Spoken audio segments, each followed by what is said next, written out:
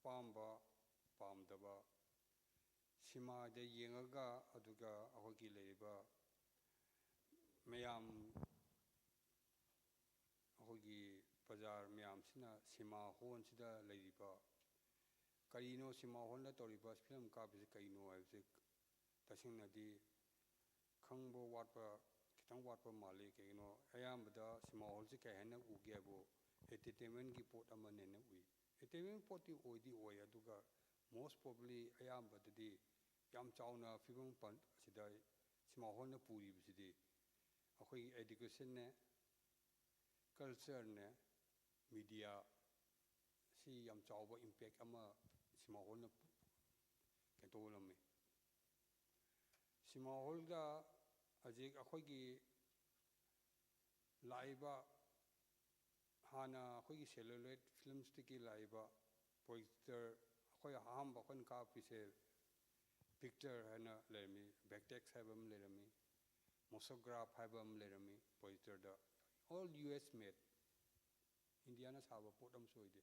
Power Ham Lermi, Power have a projector say Imphal to Kisna Chalarami, Mosographs in a Fen to Kisalami. Ado backtext have a projector sina. This is the last celluloid ki film ki projector amoi cell akhoi vetex service ado akhoi ai town su ma usada khar chalai me khoi su kanta masa mak se ado ma aji emergencies ta man donate toraga ma khin le ri se si vetex simani masi projector se ka akhoi keno to bu matanda polyester hana ma le rami film sida adu chalai matam da akhoi di spoke miam leba polyester sida adu polyester se heta barbar heta tatpa adu ge di celluloid sidi as hone chingsu mi manga to chingsu tatta jan yam ting kan jan adu na celluloid se adu matam da lagu matam da di chahi 10 13 15 muk toramaga koi sima se celluloid ki sima se koi tokre 2002 da namai lai namai se 2002 tarik tarik ta release to ni ai phone sida first Honda sima da akhoi gi video sima kapa se license authority adoga kano se paisa oina sanabo Honda sanabse mase ai hon sine hana hal ado za khoi gi celluloid film kaba ma matung da su khoi videography hagadra videography format lakpa khoi gi manipuri cinema sing su matam amada di ado mak myam na yona pam da yengnaram ba oi ado hojik se khoi manipuri cinema holna sidari si kari marum gi no habasi ozai meng da kamai thamini ahamba de ai hon gi ni na hon da han sidarage hon se o khoi gi le ba manipur da le bo hon se aje khoi gi le bo hon khara le ko maming aman ampan bada yong khangnar ban tan hon se khara phajaba hon khara le phajaba se it is not a class ke manipur do hon le ba se yam wali aduna khoi da jik le se I think so it is maybe B C ga D ga da le ba class am tan khoi hon de count number da B C the count or no mapanda I fen to kis araba outdated or ba hon adu su maram amani aduga khwaidagi maram amana akhoi gi sima se puthok puse akhoi gi aina su kan ta de hangam kai gi no akhoi gi sima film se chat se kai gi no kai what ke akhoi kai show love jano na hang bi mana editing ga akhoi gi direction ga am so len hai man adu su maram su yam chauna le aduga amana factor amana akhoi gi sima sa na celluloid to matam da ga video to matam khara ko adu matam khara ni ko ase video gi la ko matam da adu la ko matam sida ka du ge bo akhoi gi se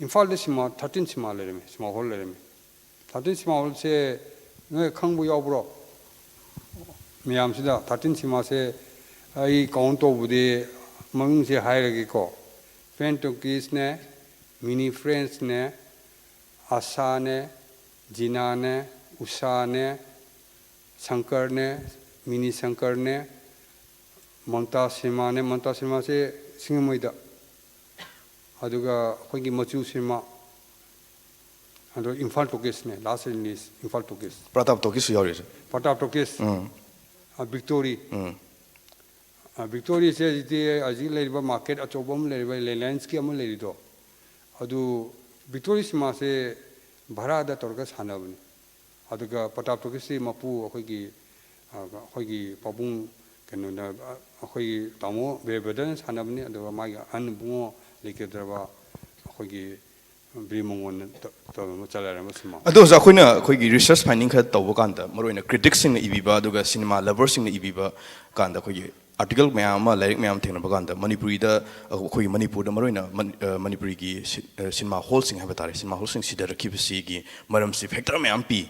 Factors is among the Marina Yananba, Yamamaru factors in BBC, Manipur, the Hindi film thing, you know, as a factor of Ninpi, Aduga, Ozanzo Tambiba, Cinema Holgi, infrastructure, see Pazada Vibatare, infrastructure, Matiksa, Duga, Manipurgi, Putuiba local films in Sigi, Magi content, Hagadrama, quality, see, Belu Seeker, Handarapa, Masina Moraga, larger audience, Sington Mungam Daba.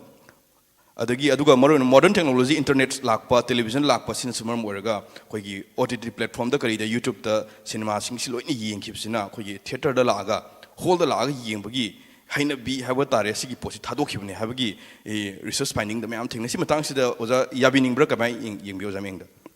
Yabakra the percentage Yampi doing Matanga. Jiki Hariba Hindi Simagi Matang the Haita de do factor as a woman. Hindi thing. Thing is so my thing I was 95 thing the Wukuni. Kaidi thing 95% the my thing there. Only small 5% Katani, small hole Taramari Tramanga level than Timber. How do Timber go? Timber go did Timber na table. Aduna Yargadi Hindi Simasita Kaptar, the Hogi Hana Leva, 83, 87 small element. I think 42 under the coronavirus like Pudiumka, Adudiumka 124 letters. Instinctively, as this Maka Hona, the currently copies Manga Tutung as copies. I am a copy say, Kaginabo, Kogi, Laiva, Manipuki Susan, Awa, Lako, Kopamiam, or to give Marungsida, Hogi demand Lako, some I copy say, demand Lakan and Canberry Captain. Aduga, Simagi, the singer Hongi, the Aining of the Yam Sang Tamadi, any.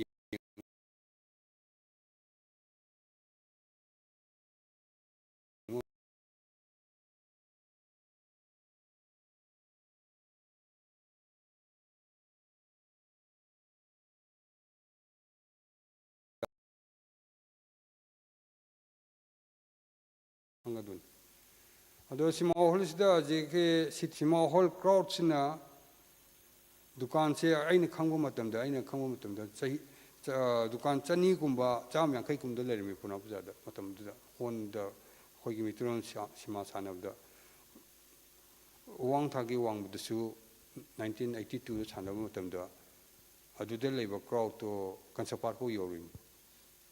Matum. Okay.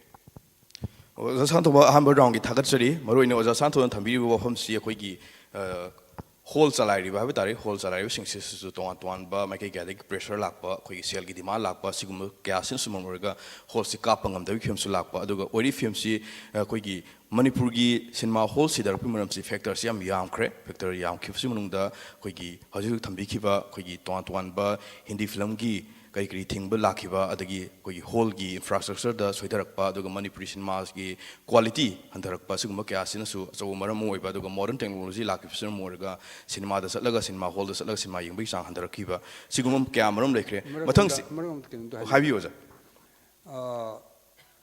TV the Lae mobile Lae, Adu Tore, OTT, Laiva platforms. Even Netflix. Chaugrava Hogi OTT quite a big company of money. Netflix more the gain fung is a coronavirus kid gain lock. ꯃꯣꯏ ꯂꯥꯛꯄꯁꯦ ꯍꯧꯖꯤꯛꯁꯦ ꯃꯣꯏ ꯍꯥꯟꯅ picture ꯑꯆꯧ ꯑꯆꯧꯕ ꯑꯩꯈꯣꯏꯒꯤ $250 million ꯀꯤ ꯁꯤꯃꯥꯁꯦ ꯃꯣꯏ ꯂꯧꯕ ꯂꯝꯃꯤ ꯃꯥꯔꯕꯜ ꯃꯣꯏ ꯃꯥꯔꯕꯜ ꯂꯧꯕ ꯁꯨꯡ ꯂꯝꯗꯦ ꯍꯧꯖꯤꯛ ꯑꯕꯇꯥꯔꯒꯤ ꯂꯩꯔꯤꯕ ꯀꯝꯄꯅꯤꯒꯤ ꯃꯣꯏ ꯁꯨꯡ ꯂꯧꯕ ꯂꯝꯗꯦ ꯗꯣꯟ ꯍꯥꯏꯕ ꯁꯤꯃꯥꯗꯣ ꯍꯧꯖꯤꯛ ꯅꯍꯥꯟ 2 ꯔꯤꯂꯤꯁ ꯇꯧꯅꯤ ꯍꯧꯖꯤꯛ ꯍꯣꯟꯗꯅꯤ ꯔꯤꯂꯤꯁ ꯇꯧꯁꯦ ꯍꯧꯖꯤꯛ ꯅꯦꯠꯐ꯭ꯂꯤꯛꯁꯇ ꯔꯤꯂꯤꯁ ꯇꯧꯕ ꯂꯝꯗꯦ ꯑꯗꯨꯅ ꯃꯣꯏꯁꯦ ꯃꯥꯒꯤ ꯃꯄꯨꯁꯦ ꯀꯩꯗꯧꯒꯦꯕꯨ ꯃꯥꯅ ꯀꯩ ꯍꯥꯏꯒꯦꯕꯨ ꯑꯦꯁꯤꯌꯥꯁꯤꯗ ꯁꯤꯃꯥ ꯍꯣꯜꯁꯦ ꯁꯨꯡꯁꯤ ꯁꯤꯔꯣꯏ ꯃꯥ ꯈꯪꯉꯤ ꯃꯥ ꯑꯦꯁꯤꯌꯥꯗ ꯍꯣꯜ ꯁꯨꯡꯁꯤ ꯁꯤꯔꯣꯏꯅ ꯑꯗꯨꯅ ꯃꯥ ꯀꯩꯗꯧꯒꯦꯕꯨ ꯃꯥ ꯅꯦꯠꯐ꯭ꯂꯤꯛꯁꯇ ꯆꯂꯥꯏꯗꯅ ꯃꯥꯅ ꯁꯤꯡꯒꯥꯄꯨꯔꯗ ꯍꯣꯡꯀꯣꯡꯗ ꯃꯥ ꯁꯤꯃꯥ ꯍꯣꯜ ꯃꯥꯒꯤ ꯃꯁꯥꯒꯤ ꯁꯤꯃꯥ hall ꯂꯩꯖꯩꯑꯕ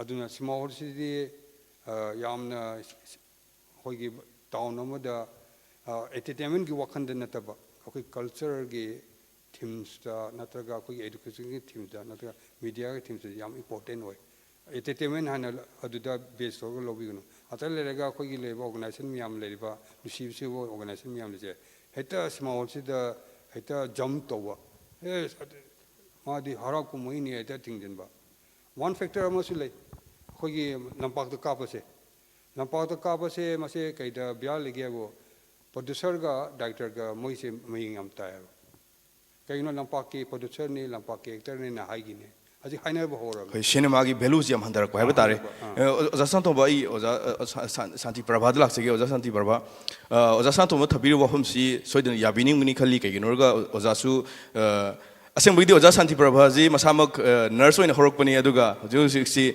school su salai ba school ki founder su oiba as well as aduga cinema bu yamna pamjaba cinema su yokhona hona bi ba oja ni oja di kari challenges kari khudong sadam ke thingnabi oja gi mor khar thambiu ꯑꯩꯒꯤ ꯆꯦꯂꯦꯟꯖꯦꯁꯀꯤ ꯃꯇꯥꯡꯗ ꯍꯥꯏꯖꯔꯒꯅ ꯑꯩꯈꯣꯏꯁꯤ ꯑꯉꯥꯡ ꯑꯣꯏꯔꯤꯉꯩꯗꯗꯤ ꯁꯤꯅꯦꯃꯥꯁꯦ ꯌꯥꯝ ꯌꯦꯡꯅꯤꯡꯉꯝꯃꯤ ꯃꯤ ꯈꯨꯗꯤꯡꯃꯛꯁꯦ ꯍꯧꯖꯤꯛꯅ ꯌꯦꯡꯅꯤꯡꯗ꯭ꯔꯤꯕꯒꯤ ꯃꯔꯝꯁꯤ ꯍꯧꯖꯤꯛꯀꯤ ꯉꯁꯥꯏ ꯑꯩꯈꯣꯏꯒꯤ ꯑꯣꯖꯥ ꯑꯍꯜꯅ ꯍꯥꯏꯕꯤꯈꯤꯕ ꯏꯟꯇꯔꯅꯦꯠ ꯃꯣꯕꯥꯏꯜ ꯑꯗꯨꯒ ꯁꯣꯁꯤꯌꯦꯜ ꯃꯤꯗꯤꯌꯥ ꯃꯌꯥꯝꯁꯦ ꯍꯧꯔꯛꯏꯕ ꯑꯉꯥꯡꯁꯤꯡꯁꯦ ꯃꯗꯨꯗ ꯃꯣꯕꯥꯏꯜꯗ ꯑꯗꯨꯝ ꯌꯦꯡꯈꯤꯕ ꯑꯗꯒꯤ ꯂꯨꯄꯥ 30 ꯄꯤꯔꯒ ꯑꯦꯅꯤ ꯁꯤꯅꯦꯃꯥꯁꯦ ꯌꯦꯡꯕ ꯌꯥꯔꯕ ꯃꯁꯤꯃꯁꯨ ꯌꯥꯝ ꯃꯔꯨꯑꯣꯏꯕ ꯐꯦꯛꯇꯔ ꯑꯃꯅꯤ ꯑꯗꯨꯒ ꯈ꯭ꯋꯥꯏꯗꯒꯤ ꯑꯩ ꯑꯃꯨꯛ ꯍꯟꯅꯁꯨ ꯍꯥꯏꯖꯒꯦ ꯂꯝꯄꯥꯛꯇ ꯀꯥꯞꯄꯁꯦ ꯍꯣꯜꯒꯤꯗꯤ ꯌꯥꯝꯅ ꯁꯤꯗꯕ ꯃꯆꯥꯛ ꯑꯃꯅꯦꯕ ꯑꯗꯨꯒ ꯂꯝꯄꯥꯛꯁꯤ ꯍꯧꯖꯤꯛ ꯃꯇꯝꯁꯤꯗ ꯗꯤꯔꯦꯛꯇꯔꯅꯕꯨ ꯇꯧꯕꯤꯔꯤꯕ꯭ꯔꯥ ꯄ꯭ꯔꯣꯗ꯭ꯌꯨꯁꯔꯅꯕꯨ ꯇꯧꯕꯤꯔꯤꯕ꯭ꯔꯥ ꯑꯌꯥꯕ ꯑꯃꯗꯤ ꯂꯩꯔꯝꯒꯅꯤꯀꯣ ꯌꯥꯝ ꯅꯛꯅ ꯍꯣꯜꯒꯤ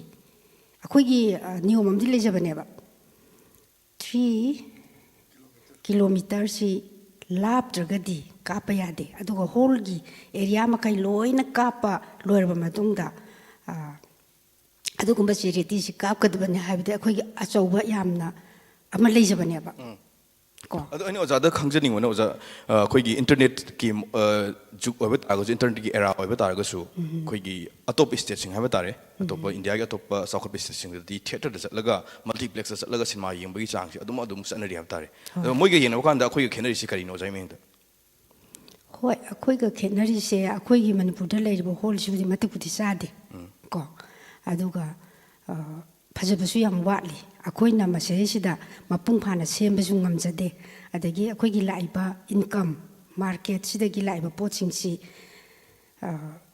ꯌꯥꯝ ꯋꯥꯠꯂꯤ ꯑꯗꯨꯒ ꯍꯣꯜꯁꯤ ꯐꯖꯅ ꯁꯦꯝꯕꯁꯨ ꯉꯝꯗ꯭ꯔꯦ ꯑꯗꯨꯅ ꯃꯔꯝ ꯑꯣꯏꯔꯒ ꯑꯩꯅ ꯈ꯭ꯋꯥꯏꯗꯒꯤ ꯄꯥꯝꯖꯕꯗꯤ ꯒꯣꯔꯃꯦꯟ ꯁꯥꯏꯠꯇꯒꯤ ꯑꯩꯈꯣꯏꯁꯤ ꯍꯣꯜ ꯇꯧꯖꯔꯤꯕꯁꯤꯡꯁꯤ ꯀꯩꯒꯨꯝꯕꯤ ꯑꯃꯠꯇ ꯐꯪꯖꯗꯦ ꯑꯗꯨꯅ ꯒꯣꯔꯃꯦꯟ ꯁꯥꯏꯠꯇꯒꯤꯁꯨ ꯌꯥꯔꯒꯗꯤ ꯍꯣꯜꯒꯤ ꯇꯧꯖꯔꯤꯕ ꯋꯥꯅ ꯇꯧꯖꯔꯤꯕ ꯃꯤꯁꯤꯡꯁꯤꯗ ꯃꯇꯦꯡ ꯈꯔ ꯄꯥꯡꯕꯤꯔꯒꯗꯤ ꯋꯥꯔꯜꯒꯤ ꯑꯣꯏꯔꯤꯕ ꯃꯐꯝ ꯈꯨꯗꯤꯡꯃꯛꯀꯤ ꯂꯩꯔꯤꯕ ꯃꯑꯣꯡꯁꯤꯡꯁꯤ ꯁꯨꯃꯥꯏꯅ ꯑꯩꯈꯣꯏ ꯃꯅꯤꯄꯨꯔꯒꯤ ꯐꯤꯂꯝꯁꯤꯁꯨ ꯋꯥꯔꯜꯒꯤ ꯑꯦꯅꯤꯋꯦꯌꯔ ꯃꯐꯝ ꯑꯃꯗ ꯐꯤꯗꯥ ꯑꯃ ꯃꯐꯝ ꯑꯃ ꯂꯩꯕ ꯉꯝꯒꯗ꯭ꯔꯥ ꯍꯥꯏꯅꯁꯨ ꯈꯜꯂꯦ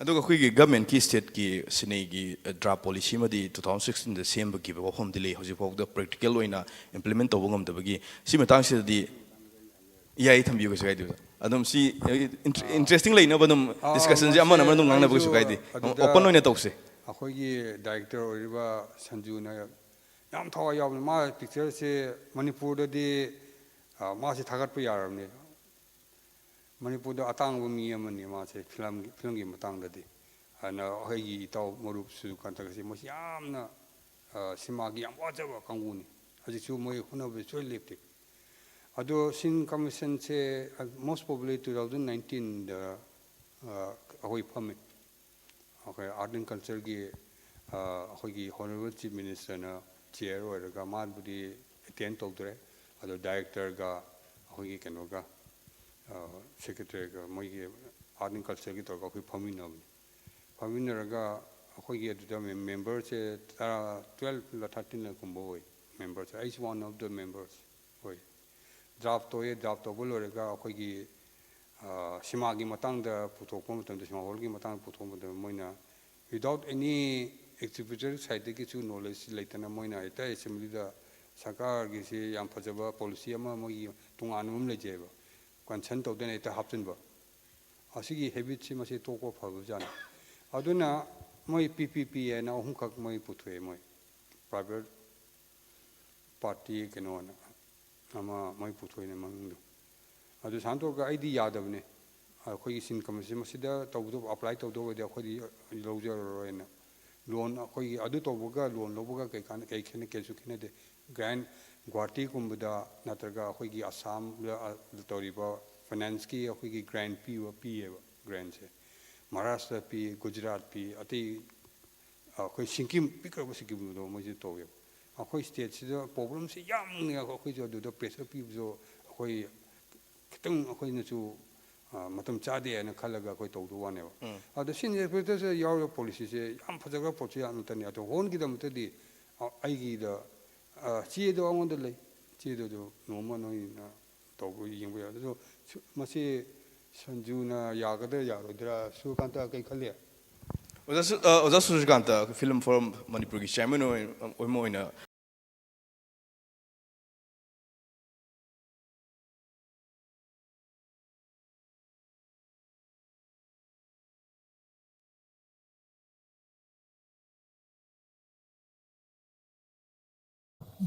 Manipur film di matek ama hana thamjage Manipur da 1972 9 April da Manipur film gi thonghan film poi and say Eikhoigi film forum amadi Manipur State Film Development Society ni pulaga part of Manipur cinema ji every years 9 April da koi madu joboda object tawri cinema ji yang lawrami matamamada say Eikhoigi cinema hall hilame hengalame masim kizuram kadori matam do atimara amta lekte any language film ka pa matam da kabayarni friends the kizoro victory cinema waro pratap to kis matinee show kaina language kodingi makhal ki film ka pa me sakul ka pa mi ko bengali film waro regional film india gi so hapa me ba adana manipur da kuda laita minari ba india ki manung de gi lag manipur da kuda laita ri mo ki chak thong pi bangali film ka pa miti yani deswali na akoi bhojpuri film ka pa yani swaina language ma yang laiti ngame hol kharata adui matam do ngak pa time ma ne thamjage hojik yumda remote control ma parga aina yening busene na me pa matam da yening ba language ma yang gi world cinema yengi ba madugi mahaudu network social media natraga si Netflix ka pok trinegi mobile se lak trinegi net se lak trinegi da cinema hall na masi thaudang se laurame karigumba india ki paw ama khangna ba talinga ba newspaper nataba electronic medium da talinga di matam di television lak trinegi matam da kedawi cinema hall da cinema gi nataba indian news film division na film news ama hafta gi natara thagi piri Pau si Delhi da main tawi samai tawi India border da kedauri India ka sumba kari kadisle cinema hall na madu ki information je pirame all India radio Delhi ka na matam do di cinema ki mahau si mathen yame ba cinema hall da satu si kari no news yang ba ma film yang ba ma environment mayam legre ko mase tamna Manipur da cinema si kadai de ki sideki tang feedback sat pase si 1980 ga Manipur da television lak pase sidiki cinema si 텔레비전 락바데기 시네마기 가이노지 가직당 할래요. 할지 그게노 마탐도 사터데 or 산데다 디디 내셔널 채널나 리즈닝 필름지 다름이 다바 마탐저 마니푸 필름지 해기 뭐 방해 텔레비전 기 트루다 아두나 게다브레 시네마 홀다 yengdrasu thangje numit natra namaji numit to manipur film ama lakani television lom do ina ngai bagi tanja ama lakhre ba madur ke dawi cinema hall matam do da sankar tukis 1980 ni mane inaugurate to dana mayam da khudul tam na sankar kranti film do degi ikoi na da kumbiri film ji release to we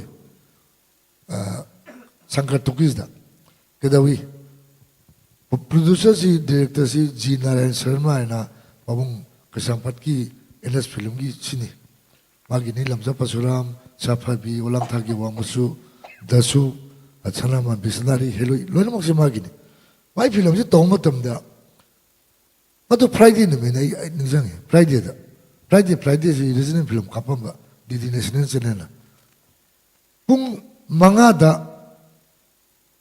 film kapaka duri manipuri film mama durasana komiri ki ticket se halle ado electricity department da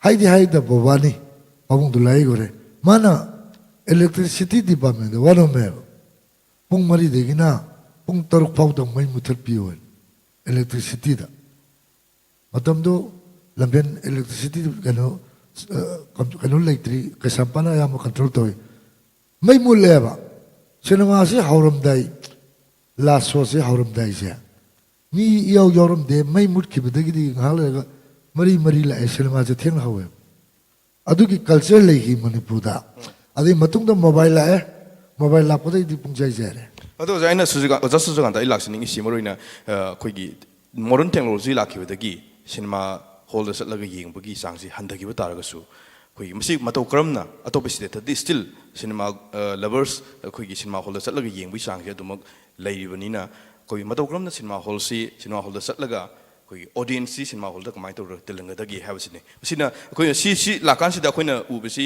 มันเป็นซินีมานัตรก็มันเป็นซินีมาเกี่ยวกับเลยดีแบบ content มาเกี่ยวกับ quality สิเห็นนะเห็นก็เลยมันทุกตาปะนัตรก็ hall สิพนันพัฒนาตาก็สู้ซินีมาสิพัฒนากับตรก็ดีมีเล่าตัวนี้ดูก็ whole สิพนันทีก็สู้มากี่ infrastructure สิพัฒนาเลยแต่ตาก็สู้ซีนีมาจะทุกคนที่ quality เลยแบบพัฒนา content พัฒนาอุดปตาก็ดีมีเสียตุ้งอีกด้วยเนี่ยอันนั้นสิกี้อันนี้สิเดอจะสู้จังกันตะกี้กรีมยังเลย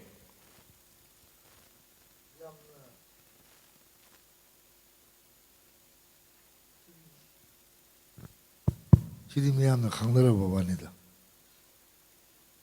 พัฒนาปุ๊บไอ้สิมีน่ะปามเกิดที่นี่vegetableเลยนะสุภาพบุรุษเลยภาษาบุตรเลยเดียวอันนี้ cinema hall ได้มีเขาดูสิการิโนภาษาบักยามน่ะ quality เลยแบบ production แล้วมันตัวบุตรก็ดี cinema hall ภาษาบุตรพิโอบ่ใช่ดับวัชิน่ะข้าบ hall มาคุดกตัวสาเสียโบราณ production พิโอบ่ยามน่ะภาษาที่มันมิงเสร็จแล้วพิลมาดูดักกับเสียบ่พิกตันนี่มีHold the suit depend quality production sisu yamna example ikui diri akoi yek si thang opposite the leba Manipur State Film Development Society ki auditorium se non stop ta December the in January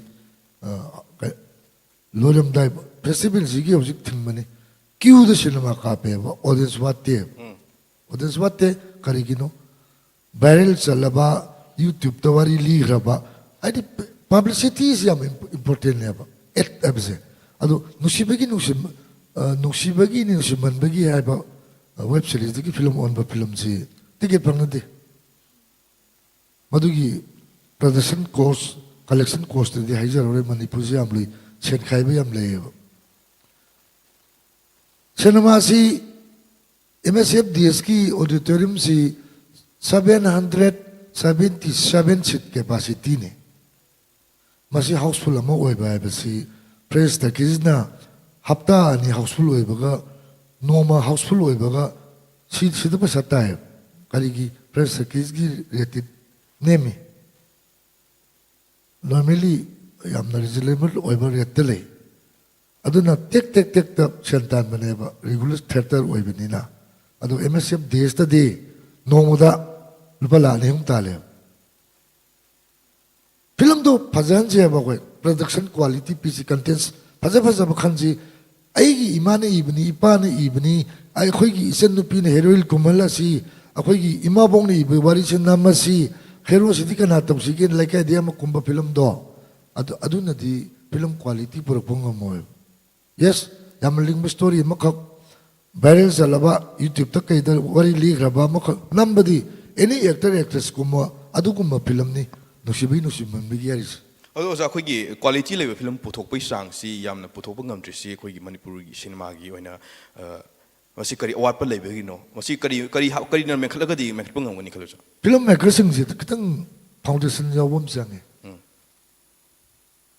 ꯍꯧꯖꯤꯛ ꯑꯩꯈꯣꯏ 2024 ꯉꯔꯥꯡ ꯅꯍꯥꯟ ꯂꯣꯏꯈꯤꯕ ꯆꯍꯤꯁꯦ film 30 ꯄꯨꯊꯣꯛꯑꯦꯕ film 30ꯁꯤꯗꯒꯤ ꯃꯤ ꯌꯥꯝꯅ ꯄꯥꯝꯅ ꯌꯪ ꯂꯥꯎꯅ ꯌꯦꯡꯉꯤꯕ ꯐꯤꯂꯝꯗꯤ 3 ꯈꯛꯇꯅꯦꯕ 27 film di kanga sangram ni sira bane adu matakta situation ji patte manipur gi aduna situation na ma oire film puthok pai ba si arai ba thabang na te pangtok to ba ya de khuta lang mari manga taruk pare na hojik ti technology ji yam chakhulam ni na production cost handan ba yam ngam me mobile na film na ba yare adu gi sidida angang haurai ba angang ju chingji na ke doge de light thok film guys yam like thorok pai tar moi ai reels nami ni adu nami ni kai na pongtok to bangang sing film de eta chaukan ka lak pai tar adu na di film yang photo ki masing yam na film flop sat ke ni tang na film photo ba matam ma da hindi film ka ping da manipuri film ta flop sat te super hit nga ta ni kari gi no tang na photo khallaga matam sang na table work to rap to object ti bazar nang na film na me adu na di sibata ba film oza su na adu taragadi khoi gi manipuri cinema hall sing si yokhat ke sakholan ge haba taragadi audience lan ge haba taragadi khoi gi manipuri gi local puthoiba khoi gi regional film sing asi khatang da depend toragadi ngamdabi gi film du egadre oza kwain thambi atopa india gi mainstream movie sing mainstream film sing si su kap mathok tai lobra ya yam na mathok tai akhoi gi film khatna cinema hall mabuk thakani didi oiroi sungoi oiro hol sigini chiba bu yak khudam imang da lere oji manipur da ikoi kudri 2016 babu da 74 film the cinema hall run ta wa covid lakre hale adigi lansil la lana mo hale hala su meri leiba film thola di landa su yenge badu yenge duna akoi pongtok to sun ba phatte film na ba ba si subject se panglam lam jan dare akoi di chumnegi business to mi ma ju ma khudang khudong cha dana sendo tonga ga dina thika da ma so sel par ga di film jok to re eba ma ko na aduna film si bata bani film maker na ta sing na khi sing le ji ma ko phajana simbi sabi ra ga ma ko da encouragement to da pulling thabat film na ma la ga di sungchi swiroi manipur film ma ji ai yore ke no mi me te ki ngarang na andani USA da kai da Russia da best director ta rei bani apa film yauri eba adai film tawudu bana taba mi mayam sim mix up tok salakwa tawuno hai bana te hona biu hana foundation ma sembi ra tawla gadi meri lai ni hai bani da adu mama yam na kai hale film production da hale cinema hall hale aina ji je meri lai ma film ma kapi bora khan bo ra su mi big than ne si example ai kudam changjong loina ne ba in Nigeria handak nuksiman bagi ne film pajaram bi pajaram de bi viral chal pa film ne ba adu manipur gi lampak thung de bale te ba mana hol chungkap kap tra ba thing ra lepsare ge lep ra hol hoi hang do re film du loi ra ga di mai mo chin bale tam ni na thong am lon gre thong ang yi dang problem se kari no kai di no sengi bra sende demand ma yam je hol da amukha sahi ani hum matung da hang tok na kapsar ko hol dam demand am tok sule adi ki na hol ju tok ni cinema ju tok ni akoi mayam manaba buksin cheng ba teng ba manung ma pa da lei bi bi sina mayam su ngapi sim bi bam changi cinema production da su cinema producer ma sa khot ki dore di demand ji lore ana kana khang di sengi bra cheng da bra bang tau da tau ni cinema hol ma thong hang ko da 파소 하우딩에도 디마ンド 할거니에요. 아주 통로닝이 실망인데 아토파 another business 뭐 예능이에요. 프로듀서스니 exhibitor스니 레이바 거기 세팅지. 아도나 마시디 만나면 반 시네마 홀 라이브스 스쿨 온도가 셀 립던 라이게. 자, 프레스 데게지 오지 쇼핑몰로 독시해봐. 속죄 초이드는 타기린 방내해봐. 자, 그러봐 스페이스니 바자 만ung 땅으로 하루. 어제 보다 아고기 사는 카토이지 게이노. 밤자번 녹시바 컨트리뷰션니 to the society. 카토이브네요. 지 강비가 덤니 고동사바 아사바 카리그라 마야맘 레디 미 망하나 사바 홈나 사바 짱길라 그 디만제도 이다디 카톡자베기 와칼로 디 개념 토르게나 칼나트가 통론게나 하이라네요. 아도 양그래 지디 와나 머로이나 거기 시네마 홀기 시네 exhibitors 하베 따라 시네마 홀 마푸싱나 땡리바 고동사다버시 거기 머로이나 머니푸르다 힌디 필름 팅전 크로모통시다수 아무 거기 local kapo kansida makata na mu sel gi demand kya ma ki kya dai lakpa singma ba khudong sa da kya cinema mur ga whole si sustain dong no hona ba kanda amuina khudong sa da ba pi ba ha tare uza san to ba singma tang si da di sigum ba demand kar ga lakpa kan si da kamai deal to bi hojik le film si da kamai happening uza so ajubo de thong thing le le lakte thong we hang ade du la du ne mo adina si matang si de yam luri sina lebakke khubakta hapaga thawai tha dana chaliba kangu maru mapang isinao paisa akhoisu lebak nusidal te lebak ya khoisu nusirim aduda film uza si mic on to bi bro oh to bi uza kitang thang lang bi uza hon thing ba si hon na pu wa chauna khoi employees khoi thawk suba kangu miyam hana khoi sima ge late khoi 2002 wo 2003 4 5 6 19 wo haibatai masida hon miyam sina khoi leiba manipur da thawk pi se more than 30,000 family khoi mi pi ba thawk pi asina honse yengbada thingjanba ama la su ama tor su masi moigi khoi hongi oiba piriba kenuse income myam da khoi thab oina piriba myam se masi su khitang khambi ba fai kaino hon de aina khanbada de hon sida demand lakpa khotpa se yargadi lapidamna fai ba adu moi akhoina request tawni lapiganu ana adum de laktok de hon bu no anga de adum soina lakani adu moida thingbo yabagi akhoi ga mathing yai akhoi ga namponte moina adum thingani matam ba de oza akhoi na ju thingna hobuda khoi gi cinema hall mapu chingji matam de yam privilege amale mai tare thaksi khoi gi cinema hall mapu mu khangna taraga di tina taraga di cinema ji free de yeng phangdoi ni gai bagi nungai jaba aduga lekai de kari da khoi gi lamdam du da mina dum nungsi regard to ba dum privilege am phangami hab tare oza ado sigi privilege hojik si mangdarak pasi kari maram de gi cinema hall sidarak pasi gi wada natana oza miyeng de kamai thabi ni privilege ai de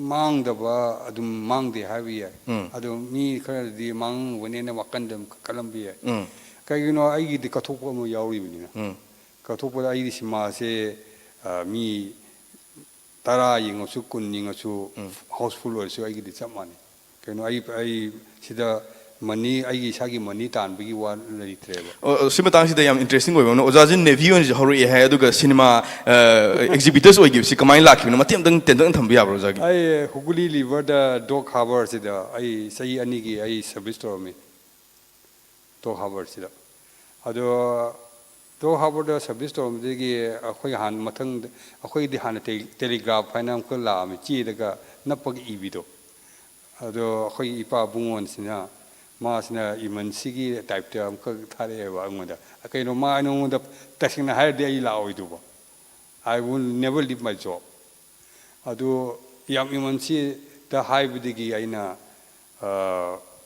ai se phare ai su khoi gi captain da aina permission do pide thawak de nang tok ta ni na hai gi ngonda ai nang su phajana nang thawak torga nang thawak tok ku yabra na ai thawak to haven te lipi o haven en haven do ya de do you have been explained and to ga thawak khuduk da ai to holaga ado ai ju thawak su mang ado yum yum da la ko matung da leiba yung gi phibum sida kho do da khoi ipa bungo sina politics ta si yausing gi ba mayik ta si yausing gi ba mera men tomba kanjing bung ga yam chau na ga khoi salai tari ki frek ka puthui se khoi ipa buna hana putho ni 1962 da khoi gi leiba khoi gi MPP aji leiba se pukhi ni hana pukhi hana leirambani ado asisu MPP gi damta Supreme Court ta chapa matam ta ai samak ai yawe Supreme Court ta chapa asigi party office gi damta Jain Mandir ga tawnabni adu santro ga akhoi gi resist mang budi leite ado matam de ngune akhoi gi leiba governor se chief minister se sima yingba gi thoine lami honjida moi gi haina right akhoi gi right da box class anam ka thamami glass ga kendo khar ga sound tonga ga thamaga adu moi se governor adu da governor ga laktene gi sima yingame ba ado khoi pa bungo se akhoi gi hana gi british ki governor je ma se kenoni assistant such inspector ne mase matum duda magi jam favor oiba 1962 bone mati bachelor na dum sigi adu khoi gi cinema da kathopui field da ozana kathopui sang da lakhibsi lambi da lakhibsi kari wakhalun da gi ozagi se ai si sima yam pamba film je koi Imphal to gesta ka du lupa ni pi ba hum pi ba ini sima se ai se mapan da ga ina hol ko se da ai se halak pada ai mitu ngang ba haitram ajik ngang yo mitu lon je ayam na tang tight oi mitu ngang da tang tight oi gi da na as khungau shet pa na khungau tong ba ga na matam du da hai ro ai ta aduna yam na kuina do ai gi lai ufa bani shona chan da na ai gi nat sida amka ai research to ko just like my father ma se pioneer ne khoi mai pu thok pu gi so pioneer amani aloga khoi gi culture gi da yam chawba khoi gi founder amani ma se yam phajaba culture gi ma se khoi da maki mari gi mana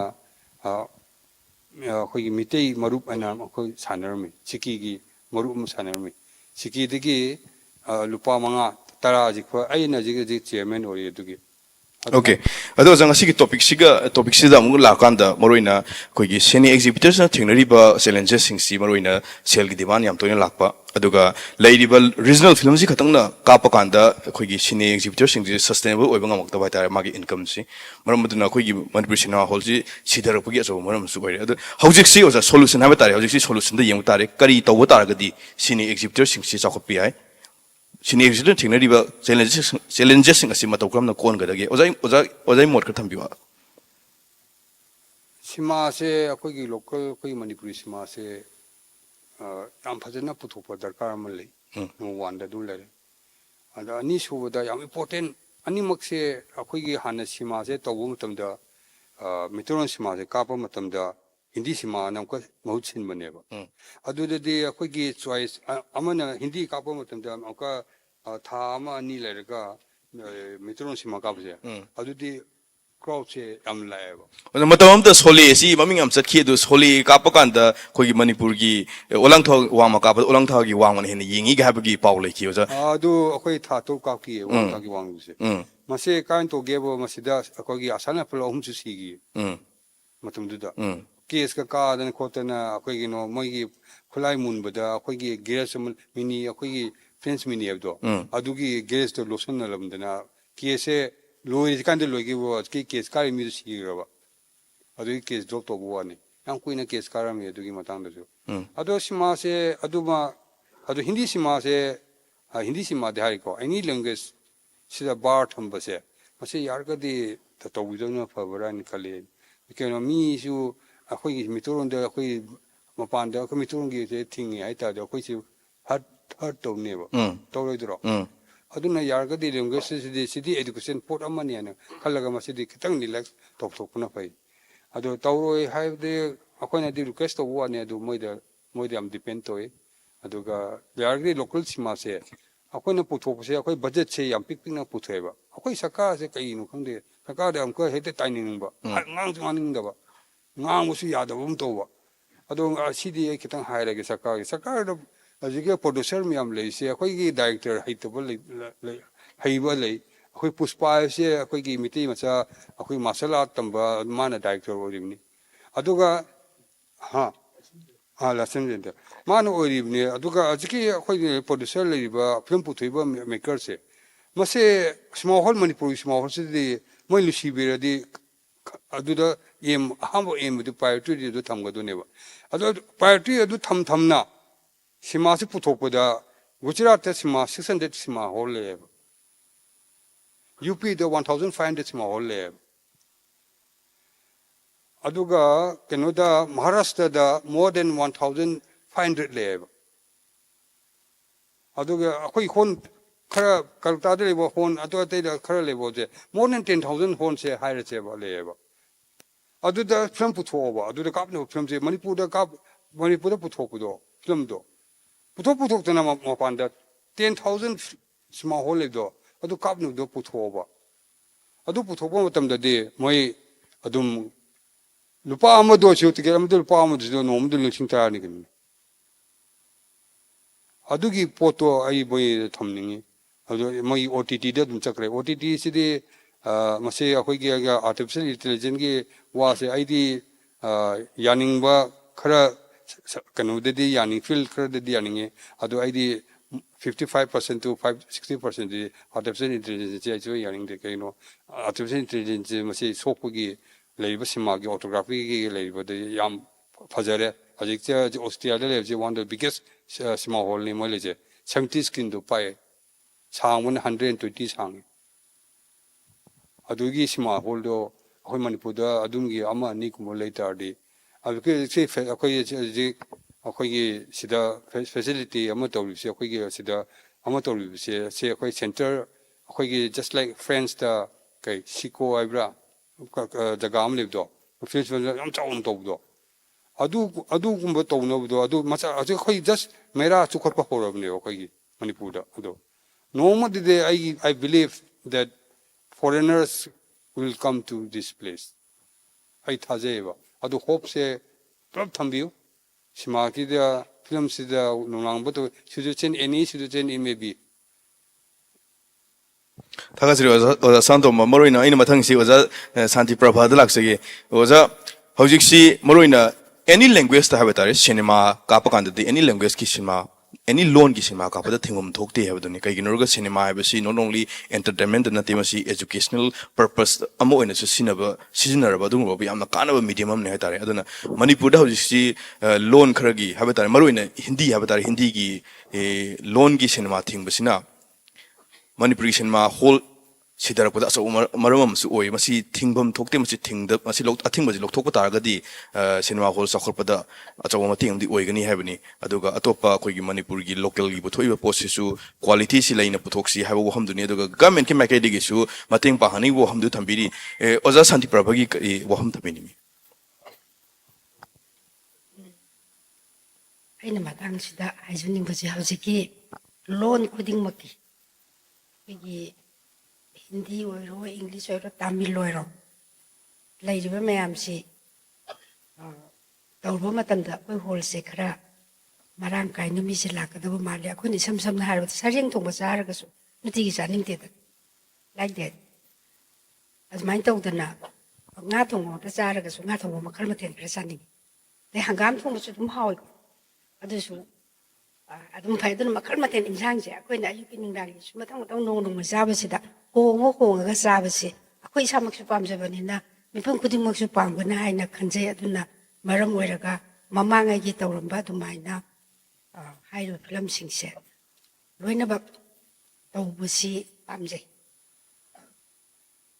ꯁꯤ ꯃꯇꯥꯡꯁꯤꯗ ꯂꯣꯟ ꯃꯔꯨꯑꯣꯏꯅ ꯂꯣꯟ ꯈꯨꯗꯤꯡꯃꯛꯀꯤ cinema ꯍꯥꯏꯕ ꯇꯥꯔꯦ ꯀꯥꯞꯄ ꯃꯊꯧ ꯇꯥꯕꯒꯤ ꯑꯃ ꯂꯥꯛꯀꯥꯟꯁꯤꯗ ꯑꯩꯅ ꯑꯣꯖꯥ ꯁꯨꯖꯤꯀꯥꯟꯇ ꯂꯥꯛꯅꯤꯡꯕꯁꯦ ꯑꯣꯖꯥ ꯁꯨꯖꯤꯀꯥꯟꯇ ꯃꯔꯨꯑꯣꯏꯅ ꯃꯅꯤꯄꯨꯔꯗ ꯍꯧꯖꯤꯛ ꯊꯤꯡꯉꯤꯁꯤꯗꯤ ꯍꯤꯟꯗꯤꯅꯤ ꯑꯩꯈꯣꯏꯒꯤ ꯂꯥꯂꯨꯔꯨꯞꯀꯤ ꯃꯥꯏꯀꯩꯗꯒꯤ ꯊꯤꯡꯈꯤꯕꯁꯦ ꯑꯗꯨ ꯍꯤꯟꯗꯤ ꯍꯥꯏꯔꯀꯥꯟꯁꯤꯗ ꯃꯔꯨꯑꯣꯏꯅ ꯕꯣꯂꯤꯋꯨꯗꯀꯤ ꯃꯁꯥꯂꯥꯗꯨꯅꯦꯕ ꯃꯔꯨꯑꯣꯏꯅ ꯊꯤꯡꯈꯤꯕꯁꯤ ꯃꯌꯥꯝꯅ ꯁꯨꯝ ꯑꯈꯪ ꯑꯍꯩꯁꯤꯡꯅ ꯍꯥꯏꯕ ꯀꯥꯟꯗ ꯁꯤ ꯊꯤꯡꯈꯤꯕꯁꯤ ꯑꯩꯈꯣꯏꯒꯤ ꯃꯅꯤꯄꯨꯔꯒꯤ ꯅꯥꯠ ꯑꯦꯟ ꯀꯜꯆꯔꯁꯤꯗ ꯃꯈꯣꯏꯒꯤ ꯑꯆꯧꯕ ꯏꯟꯐ꯭ꯂꯨꯌꯦꯟꯁ ꯂꯥꯛꯄꯁꯤ ꯀꯟꯇ꯭ꯔꯣꯜ ꯇꯧꯕ ꯉꯝꯅꯕ ꯑꯗꯨꯒ ꯃꯅꯤꯄꯨꯔꯒꯤ ꯔꯤꯖꯅꯦꯜ ꯐꯤꯂꯝꯁꯤꯡꯁꯤ ꯑꯃꯨꯛ ꯍꯦꯟꯅ ꯆꯥꯎꯈꯠꯄ ꯉꯝꯅꯅꯕꯒꯤ ꯑꯗꯨꯒꯨꯝꯕ ꯄꯥꯟꯗꯝ ꯑꯃꯗ ꯇꯧꯕꯅꯤ ꯀꯥꯏꯅꯁꯨ ꯍꯥꯏꯕꯤ ꯑꯗꯨꯕꯨ इन्फ्लुएंस अदुम खरखरदी अदुम लेबा माली कैगिनोरगा हजिकति मॉडर्न टेक्नोलॉजी निना इंटरनेट ता करीदा ओटीटी प्लेटफॉर्म दा यूट्यूब ता अदुम येंगबनिना सिगी थोइदोकना मसिगी कानाबसी लेयन लोब्र लेते लोबिब्रा कमाय येंबिउजा कमाय तसिंग अनलॉफुल ग्रुप अमना मणिपुर थिंगी फिल्म लैंग्वेज दी हिंदी की मरुमदा लोइना मु यावगी भाई तार आइतो अथॉरिटी सी यामे मणिपुर दा थिंगी बलुप तो खतन नतबा अदुम फिल्म का कुनो जी पंगाई दाई बल्ले हजिक एग्जांपल नि मिगोन सिंगना रंगा मसुनते लैंग्वेज जी फ्रीडम थागदम लैंग्वेज बिसी आइगी फिल्म जो मिगी लमदो लोनी मिगी फिल्म जो अखोई लमदो उटकदबनी सिदी कल्चरल एक्सचेंज फिल्म एक्सचेंज ने इंटरनेशनल फिल्म फेस्टिवल तौरी जे ममांग द तौगिबा फिल्म फेस्टिवल सिंदी चुमनदंगी फिल्म स्क्रीनिंग ने हंदकती कंपटीशन सेक्शन ने से अखोई की फिदा मणिपुरी फिल्म मेकर्स की दिखो यामना अपॉर्चुनिटी यामना कनो मनी आइदी आइगी फिल्म जी की फिदा से मपान फंगकदरी ने लाकदरी फॉरेन फिल्म 38 फिल्म से गुमा यावरी अनसेंसर फिल्म ने स्लेदा अनि यमदी यावजी गवर्नमेंट ना मदो याब पीदरी है पावलै अदुगा 36 फिल्म दी उत्पग याबगी परमिशन पीरे सी अखोइना फॉरेन कंट्रीज सिंग चलुद्रसु मोय की कइनो तो फिल्म दी यंगा कान मोय की कल्चर मोय की लाइफस्टाइल के खरदी येम फंगदोरिम ने अदु तारदे वजा सिगी अथिंग मसि लौथोकनो म कांदा गवर्नमेंट की इंटरवेंशन म मथौ ताय लौब्रा कमाइन तोबि यामना मत कर्मम उंग संगगदी लौथोन बयान अदु मसी मतंग जिदा दी गवर्नमेंट आई पनिंद्रे दी फले हमना कोई अप्रोच तो रे गवर्नमेंट मथंग के आगी थिंगक पदगी गवर्नमेंट के आरक्षण ग्रेबा हन्ने यंगते सिगी मतंगदा मणिपुर सिनेमा तौबा अदुगा इजी सिनेमा हॉल इजी भीतर है जिदी पोक्तोबी ममाना पोकपोगु मनेदा अदोम द चल रोया आज इंटरनेशनल फिल्म फेस्टिवल म लाकपसे अखोई की यम खुदो लाबो यम फबा हाइता सिनेमा हॉल मसिंग हेंगलपगी खुदोंग चाबा सिनसु पिरकनेबा हौजिक इंडिया दा तौरिबा फेस्टिवल इंटरनेशनल फेस्टिवल कोलकाता दा तौई आदि केरला दा तौई यम तौई यम नंगकपम मणिपुर तौरी से स्क्रीन मरीदा फिल्म स्क्रीन तौदुइने मणिपुर दा दुम मतिक चाबा थिएटर लेरब्रा हाइबदी यमना लेबसु नते आजि अखोई कोवर तौसले चंद्रकृति थिएटर से तौसले ने सिनेमा हॉल नते बसे सी हंदक तौबा होरामनेना मथंगददी कमाइना तौसिगी अदो प्रिपरेशन अखोई तौराने अदो इतार हौजि तंदा पुलिस कापतोरी क्यूमेक्स कवादा कापतोरी परफेक्ट थिएटर ने ओके एमएसएफ डीएस की 5.1 की साउंड थिएटर ने तंदा पुलिस 7.1 साउंड सिस्टम ने क्यूमेक्स मंगारे प्रोजेक्ट तो बारगो ने तंदा पुलिस तब पाली से लेटेस्ट 1 करोड़ प्लस ने प्रोजेक्ट की ममन से अदेगी क्यूमेक्स तो पाली वो प्रोजेक्ट से सोनी कंपनी की नहीं 50 लाख प्लस ने ममन से अदो क्वालिटी दो तुम फंगने बा अदो इतार कदी नेक्स्ट इंटरनेशनल फिल्म फेस्टिवल तार कदी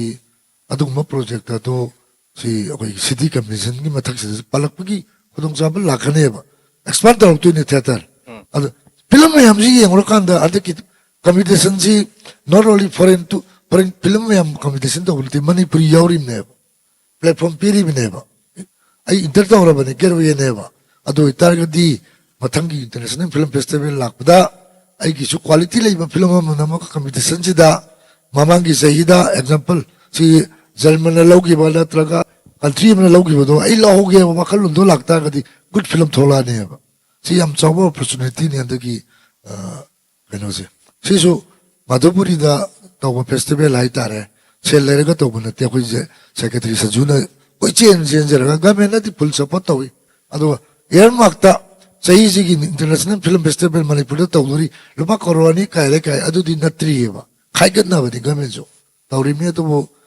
असिंग असिमक की कोई festival lau to pagi program si the chief guest si honorable CM na obigatam ne to basim matagi Delhi sakre I hold for thanks people that honorable CM the need to get over every year's earmark that the sungling lang dana 3 crore happy ro international film festival to base to bagi koi kana bana kai no kana dam na kai no dus loi pal lage na ngai ni ado lai bak thido re nga se so ado festival se manipur da tori ko chahi ni ke do to du no chahi ke do du ado da koi lai bak thiba government liable government noi ba senji film ha di pesa ji ile lekti chel ile lekti ai 1975 ki film industry sange se manipur government ki lupa ma ai phangdri ba ai isagi chahi 67 ni chali ba chahi se ki august ki tarik kulum da 67 plus 3 ne ba ai kedam ki schedule no khang de yes film producer mo ibagi grant ai na ma pirame government na ajik to khre do lupalla ani di phangre government de film putok ba ki grant adu phangre adu na taba lupa ma government de ni rude ni bis natte pisu pdf tawri se jumhengol dolan dukaloi yo dokre abji flying the name of ladies. Katoi bine kaino. Ay atopa lainam ta chatte film ni. Sasa to matika to de film ni. Cinema hall ni. Masagi marele jabi himwan ni tsara hele ni. Adu mama ni akoi di memang thopa da mana ba tawram ni akoi ai na thoi se artist samo ina thom ni yum yor ka di nakong mela khange ba. Isa su mayam ki demand pingam de film me ka manera. Katok pa si mathau tai adu hauri bai sai no film maker sing sin exhibitor sing ju kathok piu sarsana to moda ne kathok piu adu itagre awol mama proposal ngam ne natna business ki tam da changa pa targa di yaro yam no ngarame ai poinam da tang thajin jerake hindi film to ringe matam da film yam lagre adu thamamaga film mama ka ki challenging am ta thamjerake thamiyo manipur da record mai thugai ge challenge nei di manipur da aina halaisia datadi ai bollywood le ramane ba bollywood ke horak panai di adu manipur gi damu ka thoka manipur le lengdan le bne ba aina pambadi alon ipu sing jina film to matam da mapan gi mi natra ga di film nangam de cameraman hoigera sound recording hoigera editing hoigera loina moksi mapan gi mi natra di film nambangam de ba mado hari ban mapan gi mi sing gi loi tan dokki gi ai loi to ru gi tholok panai ba di ai cinematographer ne editor ni ai audiographer ne ai film celluloid film dai kudrai matak ta editor ne paluga another language hindi gi kari gi palingdre panbade do palage ai language ni pan gi film nam me ai director oire cameraman oire editor oire ado ai biography da hapti ai gino ai na pamje badi mo adu natte himalaya bakine ai 1998 ai meri buthe challenging ni full challenging mutu putui matam do yam power film in the film saru khalu thole challenge tawi ai october 10 da september 10 da sankar tukis mini sankar ani dai release tawe mai di chief minister na release tawi pokhaire release se pokhaire regular show matam do 1998 the regular show si 11 to 5 11 a.m. 2 p.m. 5 p.m. See regular show in Manipur da. See that was 2 a.m.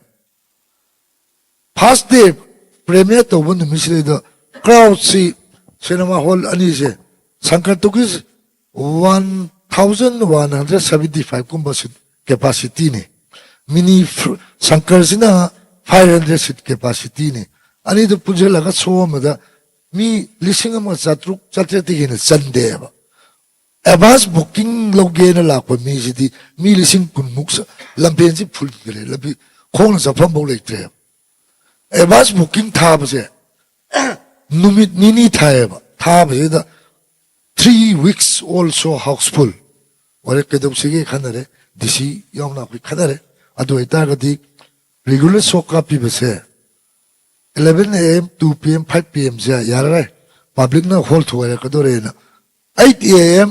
8 p.m. ki show ani hapchale ani di hol ani da ari di mari show tara ka pe no mu hol ani sina 5 show ado also 5 shows ya hol ani whether 10 shows ya 3 weeks advance booking the full loe. I give pasado sell do. Advance booking the hanzele, maybe production cost. Angak pani I till laksang matam do da. Isonat san bi bai tare I challenging to success hoy. Adu tar di oza khoi Manipuri cinema sidarakpa cinema hall da audience la yengbagi handarakpagi potsi law and order situation gasu yam so mari Mari adun hojik sigi posi da oza Rosam yang mole. hoi Cinema sidarak pai. the government ki makai de gisu hojik si so role ma lohum thok pai tare moro ina khoi gi cinema sa khon no da financial assistance piba adu ma da law and order situation si phajana maintain tawna thamna hona bagi aduga ton factors mayam si manung da government ki lawgada role si tarai ba amta na te ta chobu role ngata ni government ki makai di adugo ekhoi de kai tare cinema yokhona hona jariba cinema cine exhibitor sing makai de giti lohum thok puji kari leyen lobi jo Masai ako'y na sana sa tambigre ako pala. Sini commission na Manipur seme. Sige board members ay isa magsuni. Ako'y approach sam tawjay government da. Si minister masada su tawjay. Ado Manipur da film policy sale. Kanag na control tawni kanay makadalay do ino ito di mapupad da ba niya ba sini policy siya. Ado kaya daw re sini policy si gazeta haptala kwatala sanara ni hay tari. Madabu control to pa. Madugi planning tawla bam sangi ba. Ado na ni sini commission semi siya. Sini commission sina control tawdu ni blo na magsiya. Ado matam da kaya jare Manipur da lay jara ba. Kasi pa uta liyang na lay ba whole sing siya. Ako develop taw si lupa. Ado ako budget pizare. Sumana karola man ni tada na kwata na upgrade taw si kwa si sini commission gi through da ako na project mayamam siyam jagre ba. Ado government na tabalom do ontok pirekta ba. Yam taw kare cinema film production jo koi sini policy ki koi na overall yang jara ka film policy da kai ki hapsam ba ya bage do khana gare ba koi ki Manipur ki yam sathi ba chali bu generation jina thamam kai no project planning sing ja akoi generation jina nangoi si mamangi di chana la jane akoi na ngasi film ki subsidy grant phangai film da la ani phangai kai ha amuk phangrai do ipai puno honora makanda ipai puno ngamdrakanda phangdrakanda khoi phangobne ado hojik sine policy seme ado are culture ki director yamling mam sange do ka Manipur state film development society ki secretary si sanju ko masang thokpa secretary si mathang jil oiba matmana permanent oina leibidi yadabni na mathang la ko su MCS officer ma thaja laga is moina kai film khang duino yaro sunga yaro lisang sina Manipur state film development society si corporation oringe da council oringe da ayam lakhiba director managing director na taka secretary sing ja MCS IS sing na loina mo pura la eba ado da ni chotha uri je ko film khang ma mi mana pura magadi madu nala chakula mane ba ko thagasri oza su kan ta ngasi gi khoi gi discussion si hena productive oiba tar han wordy oiba discussion mo ena gi pandam da khoi gi audience ke interaction to gi matang ama su hapane do session si lotion dingai ma wona na audience ki makai digi panelist singa interaction to ba question hangbini bu yaro so du ki tong sa bu thamjagi tumi le zikari no kenoma la hangbiro pa kompina ba koi pamjari ba sem sajage direct hangu koi direct hangkan koi Manipur cinema karam sa discussion ji khara lo na ka chali ba koi si direct am thangzelo akoi audience mak taki the volunteer ne dam lekhol laga do hang bi yani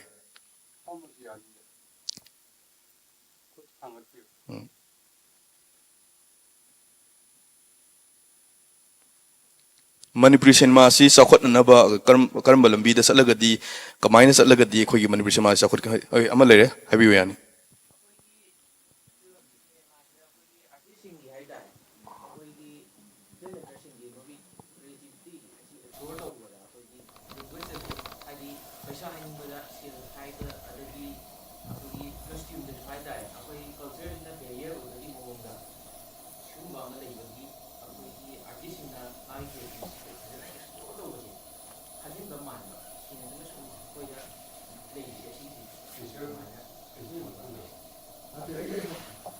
ai gena naung hai do hai di film making da magi baram ka thamiye ba ting ba area khara Silang tok pajati na. Malay mo nga. Masih lay ni lalong lebang ni ako jiti. Bollywood to da ka ano bihar do di tingdi ba. Ako Manipur di lay bag thiba di lalong lebang ta po ne ba ko di. Ating ara khare lay gani sweda na aduga maru ina madu chume lawe di. Ai ki role je ba ai script lay je ba. Kada bu ki mi ki pot pu du ina ko na. Ako ina hojik soide ri je film putok ba. Mitok tamba. Mitok tamba ki ne ko film pe khali je. Contains story thi de storytelling ai na hojik workshop ta ke de ang kon tor je.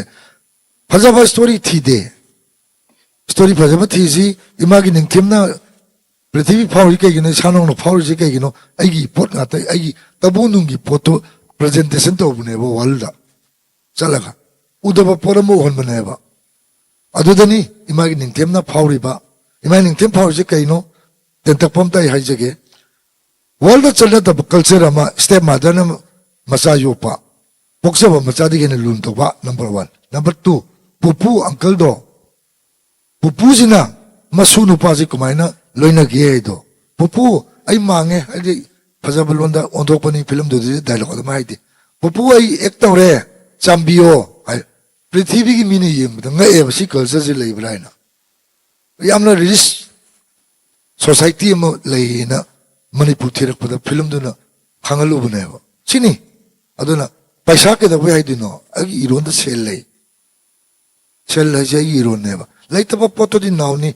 adum adudi fit to boy lo lokson basu akoi ki ina khunmani Hollywood na kaino avatar ba mingsi sanskrit ni logris ne ba jungle le si india akoi loni india gi si logris ni adumaina maram java language di akoi lon di lokson si film no thing ji mina nangal yang ko thoye ba do film jamana matau tame hindi serial da ngawe akoi biol mayam se television da kaida mobile da Korea da ngaw migi photo sida pusan bira kano ba yung pisaba panik ta saraga macha doctor tamalami engineer oilami hoji mantri mandol oilise panik yon bi ima pijabi na oilame hoji panik sabi dre migi dress ngata mani pula sele kai sakre sel do mapan de sakre ba ayum de stock to dre ba laira ba no no gi economy fellow era ne ba adu film na madu ngak koi wani da akhui stick ni matok tambada ni film longi je hoji Masagi akoi keno no sabiri matau taming koi duplicate imitation toring koi original na teba Shahrukh Khan le Bollywood ta ai des Manipur da manabat matau tamada namis kya ni sab tu no imitation section da long na tauni original chong thor kane ba ai di man bani ai award phangoi ba aduna tau ai gi iramdam gi film ai bise kauroi du bise resonant film ni aduna challenge ko main to go de ge am tam da Bollywood compare to tu si international Oscar changi hai ta ga di regional film gi masat to na kai siang na number madu public to su audience to su heavy tambi ba ai gi film di sini mi gi film na sini si gi comparison da koi film wanga kane ba film wanga ba di cinema hall su automatically adum hagula kane muksu si su ko zamane ba ai na film nam ta ga di ai na ai gi nang do ba Migi na tabo.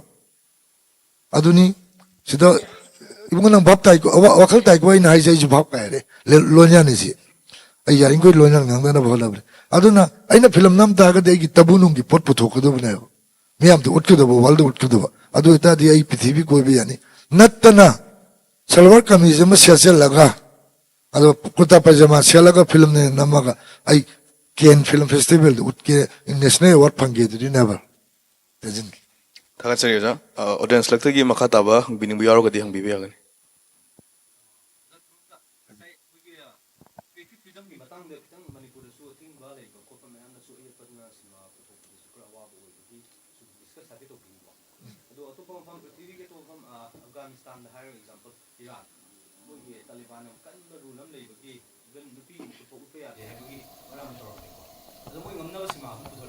Some of the best film in the world. Ado koi sige koi ujigi na sai khana gi matung ina moina adum bagi limitation du da cinema koi story do ngamna dum ulak bagi creative elements wang bagi ngam su uja ba ko koi gi su da maside kitang le ho bagi part oi doira ꯑꯩꯈꯣꯏ ꯗ ꯄꯤꯕ limitation ꯗꯨ ꯁꯤꯗ ꯉꯝꯅꯕ ꯑꯩꯈꯣꯏꯅ challenge ꯇꯧꯔꯒ okay ꯐꯔꯦ ꯑꯩꯈꯣꯏ ꯁꯤꯐꯥꯎꯗ ꯁꯤ ꯌꯥꯗ꯭ꯔꯒꯗꯤ ꯑꯩ ꯁꯤꯒꯤ ꯑꯜꯇꯔꯅꯦꯇꯤቭ ꯃꯑꯣꯡꯗ ꯋꯥꯔꯤꯁꯦ ꯁꯨꯃꯥꯏꯅ ꯂꯤꯒꯦ ꯍꯥꯏꯕꯒꯤ ꯀꯩꯅꯣꯁꯦ ꯑꯩꯈꯣꯏꯗ ꯋꯥꯠꯄꯒꯤ ꯑꯣꯏꯕ ꯖꯥꯠꯂꯥ ꯅꯠꯇ꯭ꯔꯒ ꯃꯁꯤꯁꯨ ꯑꯩꯈꯣꯏꯗ ꯌꯥꯎꯗꯕ ꯑꯣꯏꯗꯣꯏꯔꯥ ꯅꯠꯇ꯭ꯔꯒ ꯁꯤꯁꯨ ꯑꯊꯤꯡꯕꯗꯨꯅ ꯄꯨꯂꯞ ꯅꯝꯁꯤꯟꯈꯤꯕꯒꯤ ꯄꯣꯠ ꯑꯃ ꯑꯣꯏꯗꯣꯏꯔꯥ ꯃꯁꯤꯁꯨ ꯍꯥꯏꯐꯦꯠꯇꯪ ꯑꯦꯂꯥꯕꯣꯔꯦꯠ ꯇꯧꯕꯤꯔꯗꯤ ꯃꯁꯤ ꯇꯁꯦꯡꯅꯗꯤ ꯄꯨꯔꯥ ꯇꯁꯦꯡ ꯇꯁꯦꯡꯅ ꯊꯤꯡꯉꯦ ꯍꯥꯏꯕꯗꯤ ꯂꯩꯇꯦ ꯁ꯭ꯇꯣꯔꯤꯗꯨꯅ ꯗꯤꯃꯥꯟ ꯇꯧꯔꯕ ꯁ꯭ꯇꯣꯔꯤꯗꯨꯅ ꯀꯧꯔꯕ ꯑꯗꯨꯏꯗꯤ ꯂꯣꯏꯅꯃꯛ ꯌꯥꯏ ꯐꯤꯂꯝꯗ ꯑꯩꯈꯣꯏ ꯃꯩꯇꯩꯂꯣꯟ ꯐꯤꯂꯝꯗ ꯁꯥꯔꯤ ꯁꯦꯠꯄ ꯌꯥꯗꯦ ꯐꯨꯜ ꯁꯥꯔꯤ ꯁꯤꯟꯗꯨꯔ ꯅꯝꯕ ꯌꯥꯗꯦ ꯌꯥꯝ ꯂꯩꯈ꯭ꯔꯦꯀꯣ ꯁ꯭ꯇꯣꯔꯤꯅ ꯗꯤꯃꯥꯟ ꯆꯨꯔꯨꯞ ꯊꯛꯄ ꯌꯥꯗꯦ ꯃꯅꯤꯄꯨꯔꯤ ꯐꯤꯂꯝꯗ ꯌꯨ ꯊꯛꯄ ꯗꯥꯏꯔꯦꯛ ꯎꯠꯄ ꯌꯥꯗꯦ ꯁ꯭ꯇꯣꯔꯤꯅ ꯗꯤꯃꯥꯟ ꯇꯧꯔꯕ ꯌꯨꯁꯨ ꯊꯛꯄꯤꯌꯨ ꯆꯨꯔꯨꯞꯁꯨ ꯊꯛꯄꯤꯌꯨ ꯑꯦꯛꯖꯥꯝꯄꯜ ꯑꯩꯈꯣꯏꯒꯤ ꯀꯪꯂꯥ ꯀꯔꯕꯥꯔ ꯍꯥꯏꯅ ꯐꯤꯂꯝ ꯑꯃ ꯃꯌꯥꯝ ꯎꯕꯤꯔꯝꯒꯅꯤ ꯀꯪꯂꯥ ꯀꯔꯕꯥꯔ ꯂꯣꯟꯌꯥꯟꯅꯤ ꯀꯔꯕꯥꯔ ꯍꯥꯏꯕꯁꯦ ꯑꯩꯈꯣꯏꯗꯤ ꯂꯣꯟꯌꯥꯟ ꯊꯤꯡꯉꯦꯕ ꯀꯪꯂꯥ ꯀꯔꯕꯥꯔ ꯁ꯭ꯇꯣꯔꯤꯗꯨꯅ ꯗꯤꯃꯥꯟ ꯇꯧꯕꯅꯦꯕ ꯌꯥꯏ ꯁꯤꯟꯗꯨꯔ ꯅꯝꯕ ꯌꯥꯏ ꯁꯥꯔꯤ ꯁꯦꯠꯄ ꯌꯥꯏ ꯑꯦꯚ꯭ꯔꯤꯊꯤꯡ ꯇꯧꯕ ꯌꯥꯏ ꯌꯨ ꯊꯛꯄ ꯌꯥꯏ ꯁ꯭ꯇꯣꯔꯤꯅ ꯗꯤꯃꯥꯟ ꯇꯧꯔꯒꯗꯤ ꯅꯠꯇꯕꯤꯗ ꯐꯦꯁꯟꯒꯤ ꯀꯔꯤꯒꯤ ꯐꯖꯅꯕ ꯃꯑꯣꯡꯗ 시즌을 비력근우 하입니다. 스토리는 많다고 그래도 everything open. 왜냐 뭐게? 아직 수이야요. 지금 병기. ꯑꯇꯣꯞꯄ ꯑꯣꯗꯤꯌꯟꯁ ꯂꯛꯇꯒꯤ ꯃꯈꯥ ꯇꯥꯕ ꯀꯣꯏꯁꯟ ꯍꯪꯕꯤꯅꯤꯡꯕ ꯌꯥꯎꯔꯒꯁꯨ ꯍꯪꯕ ꯌꯥꯒꯅꯤ ꯃꯥꯏꯛꯇꯣꯝꯇ ꯄꯤꯕꯤꯕ ꯃꯥꯏꯛꯇ ꯉꯥꯡꯕꯤꯌꯣꯕ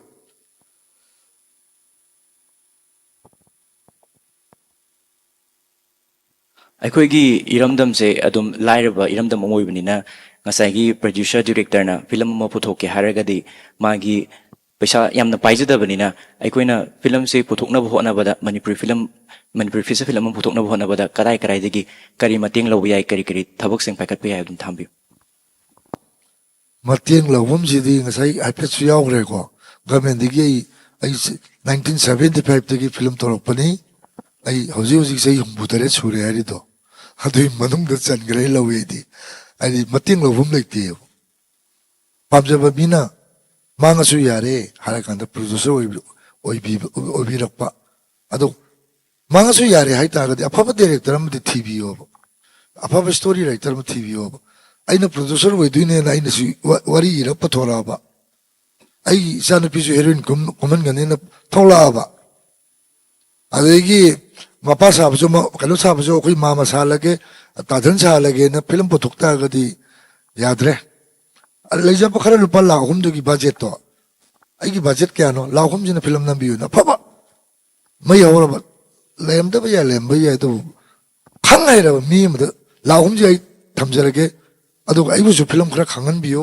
ꯅꯝꯗ꯭ꯔꯤꯉꯩꯗ ꯇꯦꯕꯜꯗ ꯂꯣꯏꯁꯤꯟꯁꯤ ꯍꯥꯏꯅ ꯇꯦꯕꯜ ꯅꯩꯅꯕꯤꯔꯣ ꯐꯤꯂꯝ ꯄꯨꯊꯣꯛꯄꯤꯌꯣꯕ ꯁꯨꯃꯥꯡ ꯃꯥꯡꯉꯔꯣꯏ ꯑꯗꯨꯗꯤ ꯅꯠꯇ꯭ꯔꯒꯗꯤ ꯃꯇꯦꯡꯗꯤ ꯀꯗꯥꯏꯗꯒꯤ ꯂꯧꯔꯨꯅꯤ ꯃꯔꯨꯞ ꯃꯄꯥꯡ ꯑꯩꯅ ꯄ꯭ꯔꯤꯃꯤꯌꯔ ꯇꯧꯕ ꯅꯨꯃꯤꯠꯇ ꯗꯣꯅꯔ ꯀꯥꯔꯠꯇ ꯂꯨꯄꯥ 1,000 ꯑꯃꯇ ꯍꯥꯞꯄꯤꯌꯨꯅꯤ ꯑꯗꯨ ꯃꯉꯥꯏꯔꯦꯕ ꯅꯠꯇꯅꯗꯤ ꯑꯩ ꯉꯁꯤꯐꯥꯎꯗ ꯐꯤꯂꯝ ꯇꯧꯔꯤꯁꯤ ꯄꯣꯠ ꯆꯩ ꯌꯣꯜꯂꯒꯅꯤ ꯇꯧꯔꯛꯏꯁꯦ ꯂꯩꯇ꯭ꯔꯦ ꯀꯩꯝ ꯂꯩꯇ꯭ꯔꯦ ꯇꯨꯝꯐꯝ ꯐꯃꯨꯡ ꯊꯥꯕ ꯌꯥꯕ ꯑꯃꯈꯛ ꯂꯩ ꯑꯩꯒꯤ ꯑꯗꯨ ꯍꯦꯟꯅ ꯀꯩꯝ ꯂꯩꯇ꯭ꯔꯦ ꯑꯗꯒꯤ ꯏꯄꯥꯟ ꯊꯧꯔꯝꯕ ꯕꯣꯂꯦꯔꯣ ꯑꯃꯟꯕ ꯑꯃꯒ ꯂꯩ ꯑꯗꯣ ꯄꯣꯠ ꯁꯥꯔꯒ ꯊꯧꯔꯒ ꯆꯠꯂꯤ ꯃꯤꯔꯛ ꯇꯤꯜꯂꯦꯕ ꯐꯤꯂꯝ ꯇꯧꯕꯒꯤ ꯑꯩꯒꯤ ꯄ꯭ꯔꯣꯐꯤꯠꯅꯤꯀꯣ ꯀꯠꯊꯣꯛꯄꯅꯤ ꯐꯤꯂꯝ ꯇꯧꯕ ꯍꯥꯏꯁꯤꯗꯤ ꯑꯩꯈꯣꯏꯒꯤ ꯏꯔꯛꯁꯤꯗ ꯄꯦꯅꯦꯜ ꯃꯦꯝꯕꯔ ꯃꯔꯛꯁꯤꯗ ꯑꯩꯈꯣꯏꯒꯤ ꯐ꯭ꯔꯦꯟꯁ ꯇꯣꯀꯤꯁꯀꯤ ꯑꯣꯖꯥ ꯁꯅꯥꯇꯣꯝꯕ ꯌꯥꯎꯔꯤ ꯑꯣꯖꯥ ꯁꯥꯟꯇꯄ꯭ꯔꯚꯥ ꯌꯥꯎꯔꯤ ꯑꯩꯈꯣꯏ ꯁꯤꯅꯤ ꯑꯦꯛꯖꯤꯕꯤꯇꯔꯁ ꯍꯥꯏꯕ ꯇꯥꯔꯦ ꯁꯤꯗ ꯀꯣꯏꯁꯟ ꯍꯪꯕꯤꯅꯤꯡꯕ ꯌꯥꯎꯕ ꯇꯥꯔꯒꯁꯨ ꯍꯪꯕꯤꯕ ꯌꯥꯒꯅꯤ ꯍꯧꯖꯤꯛ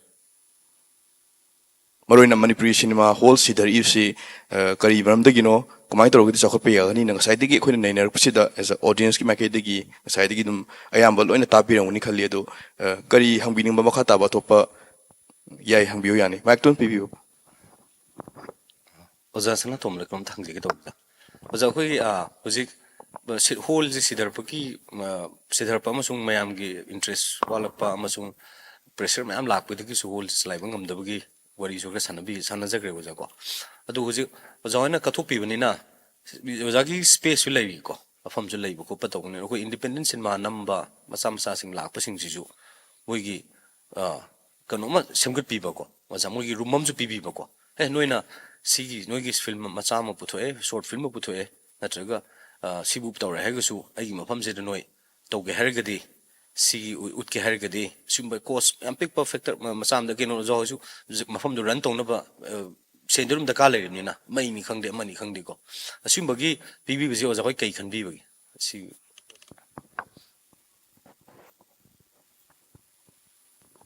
ꯍꯣꯟꯁꯤꯗ ꯑꯗꯨꯒꯤ ꯇꯧꯕ ꯐꯦꯁꯤꯂꯤꯇꯤꯗꯤ ꯂꯩꯇꯦꯀꯣ ꯑꯩꯒꯤ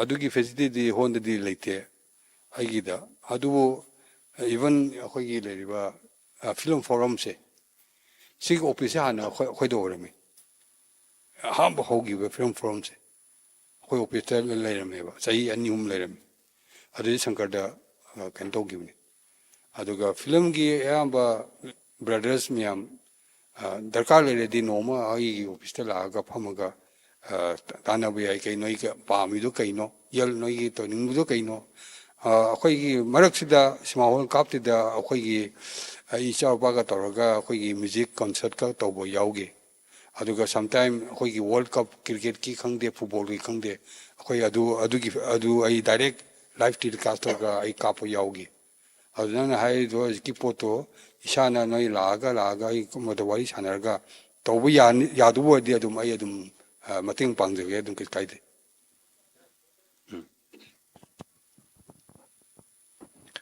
ꯑꯣꯗꯤꯌꯟꯁ ꯃꯔꯛꯇꯒꯤ ꯃꯈꯥ ꯇꯥꯕ ꯀꯣꯏꯁꯟ ꯍꯪꯕꯤꯅꯤꯡꯕ ꯂꯩꯔꯒꯗꯤ ꯑꯔꯣꯏꯕ ꯑꯣꯏꯅ ꯈꯨꯗꯣꯡꯆꯥꯕ ꯄꯤꯖꯒꯦ ꯑꯗꯨꯒ ꯁꯦꯁꯟꯁꯤ ꯃꯈꯥ ꯇꯥꯕ ꯂꯣꯏꯁꯤꯟꯅꯕ ꯍꯣꯠꯅꯖꯒꯦ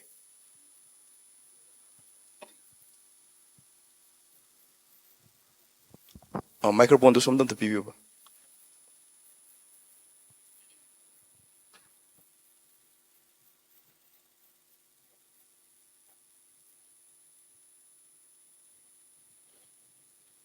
Hello.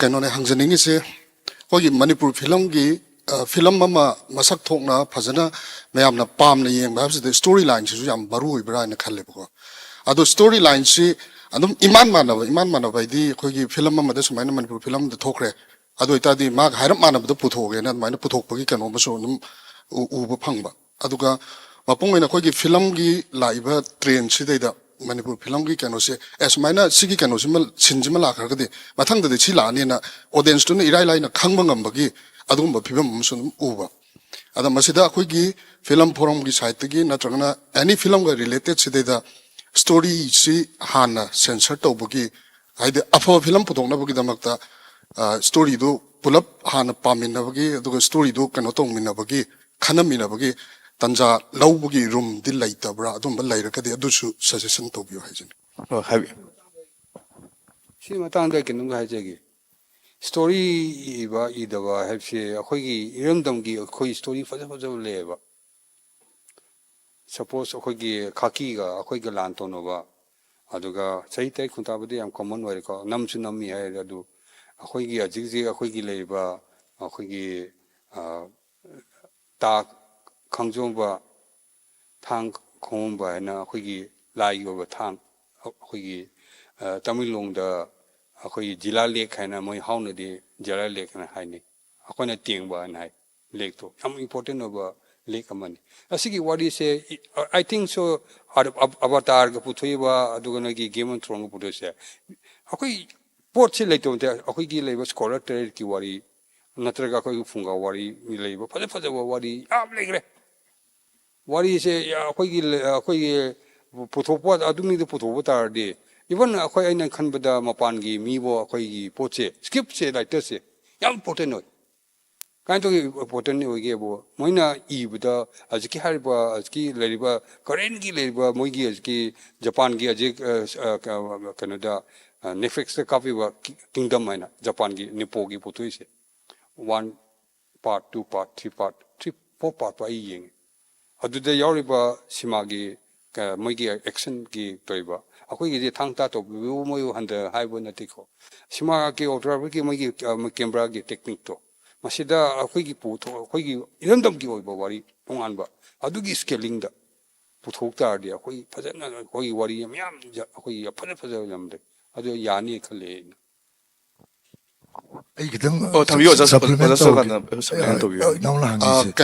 equipment budget to the Eikhoigi Manipur the Hana Warag like equipment Suwale film Gani cannot over Matamda.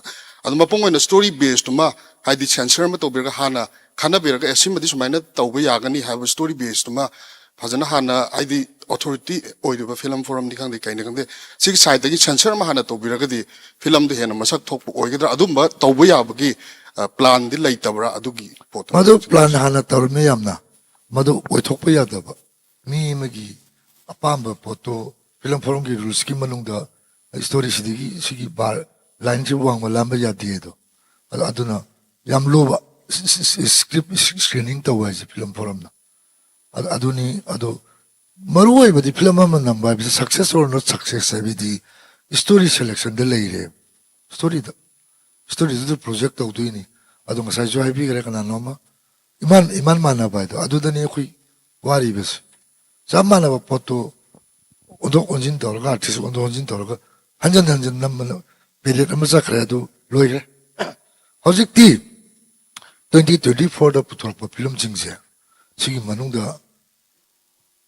전진가 말래 어울만 우버 방해 아더나 로이나 목시 필름 메커싱지 에템 떠래요 지 하늘이 마타마마기 라이브 누파마 임팔다가 렌타마 렌탈 렌 누피드로 모도 올리 라스트 MCS 오에바 adugi generation le loy revji awol mam la yevji aduna ante ki kenoki khoi ki oi three ga ba film ji masad amani aidi night amagi manungda morning amagi adui manungda some hours ki manungda based of story line ni oi three ga ne le ba le film khara le thole chigi masad sida mu olani akhoi di Manipur si jat maunga mani padukan pulap tolok tuna nong magi lupa lising mga sisiram madu paring do taram thok sala kan lupa sani buk sitte film pulap to script writer pulap sa pani adu loshale waji sikang khanga ka tasing na tahudo ba film writer film maker adu gakle hore adu itia phajaba film tholani 타가츠리 오다 수간타 모르는 것이 audience tagi question low기 session si 당시에다 로션저리 아동가 시기 거기 모르는 panel discussion si sini manipuri sini exhibitor sing 땡리 사이팅 시 마타나 컨는 나니 두가 허지 파우더 manipuri sini exhibitor sing 땡리 사이팅 시 모르이나 manipur기 law and order situation si 마름 오르가 manipurda apung fana cinema kapang maklaba cinema sing si moruina Indian mainstream film habatare moruina Hindi film kapa thinkiba aduga manipuri gi kogi regional film sing asisu yamna quality leiba dungloba yamna makhal yam fazaba wider audience adung sing sibang ngam khol gi film putopi sangse hantarakpa asiguma kya ram sinasu oraga khogi film chalairiba film kap liba sing asina film tobung ngamuktaba film utpang ngamotogi film tuni aduga lai uham di hojik film manipuri cinema hall sing sima tokramda phagal hangadagi habatagadi maroina mainstream Indian film sing habatare not only Hindi gi wahum dana tana mainstream Indian film sing si manipurda mapung fana kappa habatare si athingbam da thamdana mapung fana maning tamna kapan bagi khudong chawa phangan mo tamda kogi manipuri cinema hall sing si koi adumak sakhopang bagi film lakani habani aduga number 2 maroina manipur gi leiba regional film sing manipur gi local film sing si su yamna quality leiba dung hol gi wider audience habatare kogi national national level the hoji ti hoji moksu tong manipur gi cinema koi film maker mayam hoji international national level the film kya puthok pangamba award mayam puthok pangamba leire asum tawdana manipur da su koi gi asugum ba quality level film puthok pa si mathok tai habni aduga maroina government ki market gi su koi gi financial assistance piba aduga policy si mapung phana semaga implement mapung phana pangthok tuna leiri ba sum ba challenges mayam si kharmakhai ji izau tok thok yana bhai tare kharmakhai di live mongda thengna bu yana makhal gi sangsan bagi lambi amde du tangai fadaba film duni aduga maroina cinema hall gi infrastructure harakansta koi cinema hall si film sina yamna quality leiba yamna fazaba makhal film putok patara gadi thoidokna cinema hall si adu hakna koi gi atop state ta metropolitan city da leiriba multiplex aduga leiriba bibiana sim tong tong ba ku mom khul gi standard leiba hall si gi standard si yogda patara ga su aduma film yengbde lakani habduni aduna adubu matam gi awonba lakpum matungina koi gi theater sing su cinema hall sing su upgrade tawde aduma tangai fada film oiba aduna live home sida overall manipur cinema si akoina manipur cinema lovers habatare audience sing asina su ꯑꯩꯈꯣꯏꯒꯤ ꯃꯃꯥꯡꯗ ꯆꯠꯅꯔꯝꯕ ꯑꯗꯨꯒꯨꯝꯕ trending ꯑꯁꯤꯗ follow ꯇꯧꯕ ꯑꯗꯨꯒ ꯑꯩꯈꯣꯏꯒꯤ ꯀꯠꯊꯣꯛꯂꯤꯕ ꯃꯅꯤꯄꯨꯔ ꯁꯤꯅꯦꯃꯥꯗꯃꯛꯇ ꯀꯠꯊꯣꯛꯂꯤꯕ ꯁꯤꯅꯦ ꯑꯦꯛꯖꯤꯕꯤꯇꯔꯁꯤꯡꯗ ꯃꯈꯥ ꯇꯥꯅ ꯂꯦꯞꯄ ꯂꯩꯗꯅ ꯁꯄꯣꯔꯠ ꯇꯧꯕꯤꯕ ꯒꯚꯔꯟꯃꯦꯟꯠꯀꯤ ꯃꯥꯏꯀꯩꯗꯒꯤꯁꯨ ꯍꯧꯖꯤꯛ ꯃꯃꯥꯡꯗꯁꯨ ꯄꯟꯕꯤꯈꯤꯕ ꯐꯥꯏꯅꯥꯟꯁꯤꯌꯦꯜ ꯑꯦꯁꯤꯁꯇꯦꯟꯁ ꯄꯤꯕ ꯒ꯭ꯔꯥꯟꯠ ꯄꯤꯕ ꯑꯁꯤꯒꯨꯝꯂꯕ ꯉꯁꯤꯃꯛ ꯄꯥꯡꯊꯣꯛꯂꯤꯕ ꯑꯩꯈꯣꯏꯒꯤ ꯏꯝꯐꯥꯜ ꯏꯟꯇꯔꯅꯦꯁꯅꯦꯜ ꯐꯤꯂꯝ ꯐꯦꯁꯇꯤꯚꯦꯜ 2025 ꯁꯦꯀꯦꯟ ꯑꯦꯗꯤꯁꯟ ꯑꯁꯤꯒꯨꯝꯕ ꯐꯤꯂꯝ ꯐꯦꯁꯇꯤꯚꯦꯜ ꯑꯁꯤꯗꯁꯨ ꯒꯚꯔꯟꯃꯦꯟꯠꯀꯤ ꯃꯥꯏꯀꯩꯗꯒꯤ ꯃꯇꯦꯡ ꯄꯥꯡꯂꯤꯕ ꯑꯁꯤ ꯃꯈꯥ ꯇꯥꯅ ꯌꯥꯝꯅ ꯑꯆꯧꯕ ꯒ꯭ꯔꯥꯟꯠ ꯄꯤꯊꯗꯨꯅ ꯑꯁꯤꯒꯨꯝꯂꯕ ꯐꯤꯂꯝ ꯐꯦꯁꯇꯤꯚꯦꯜ ꯑꯁꯤ ꯄꯥꯡꯊꯣꯛꯄ ꯇꯥꯔꯒꯗꯤ ꯑꯃꯨꯛ ꯍꯦꯟꯅ ꯃꯅꯤꯄꯨꯔꯤ ꯁꯤꯅꯦꯃꯥ ꯑꯁꯤ ꯆꯥꯎꯈꯠꯄ ꯉꯝꯒꯅꯤ ꯍꯥꯏꯕꯗꯨꯅꯤ ꯋꯦꯜ ꯉꯁꯤꯒꯤꯅꯗꯤ ꯑꯁꯤꯒꯨꯝꯂꯕ ꯑꯩꯈꯣꯏꯒꯤ ꯄꯦꯅꯦꯜ ꯗꯤꯁꯀꯁꯟ ꯑꯁꯤꯗ ꯃꯄꯨꯡ ꯐꯥꯍꯟꯕꯤꯈꯤꯕ ꯄꯦꯅꯦꯜ ꯃꯦꯝꯕꯔ ꯑꯣꯖꯥ ꯁꯅꯥꯇꯣꯝꯕ ꯑꯣꯖꯥ ꯁꯥꯟꯇꯤ ꯄ꯭ꯔꯚꯥ ꯑꯃꯁꯨꯡ ꯑꯣꯖꯥ ꯁꯨꯖꯔꯀꯥꯟꯇꯕꯨ ꯊꯥꯒꯠꯄ ꯐꯣꯡꯗꯣꯛꯆꯔꯤ ꯉꯁꯤꯒꯤꯅꯗꯤ ꯑꯩꯈꯣꯏꯒꯤ ꯏꯟꯇꯔꯅꯦꯁꯅꯦꯜ ꯐꯤꯂꯝ ꯐꯦꯁꯇꯤꯚꯦꯜꯒꯤ ꯄꯦꯅꯦꯜ ꯗꯤꯁꯀꯁꯟ ꯑꯁꯤ ꯃꯇꯥꯡ ꯑꯁꯤꯗ ꯂꯣꯏꯁꯤꯟꯖꯔꯤ ꯃꯤꯡ ꯇꯥꯕꯤꯕ ꯄꯨꯝꯅꯃꯛꯄꯨ ꯑꯃꯨꯛ ꯍꯟꯅ ꯈꯨꯔꯨꯝꯖꯔꯤ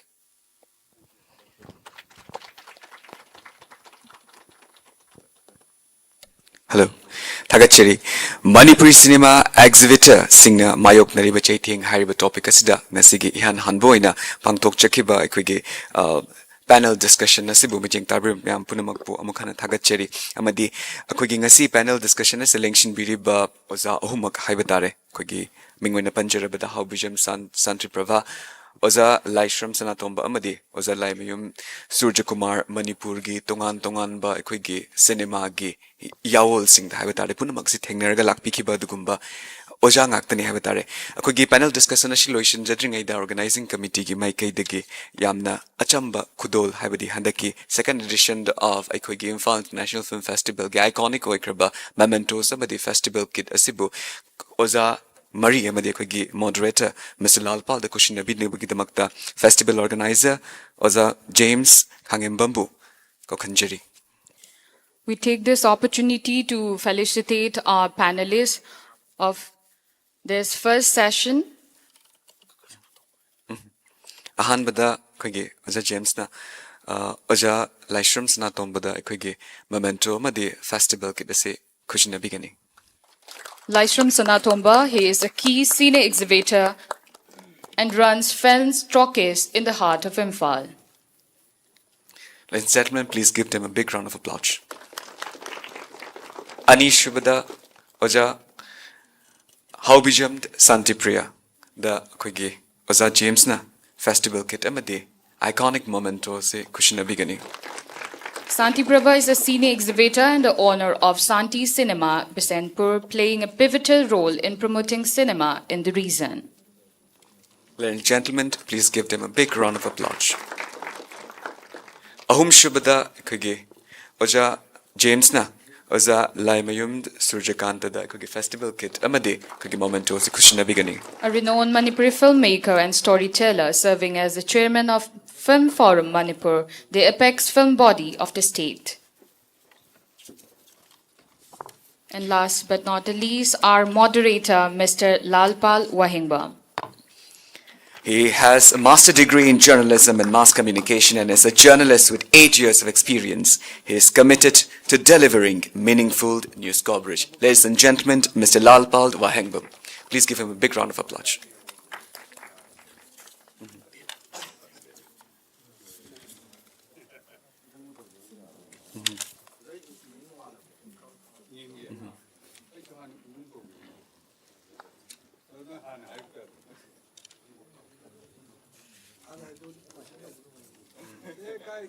Ngasigi aikoigi ahanbagi session asi loikibaga loinana group photo ama launabagi damakta request tawjari and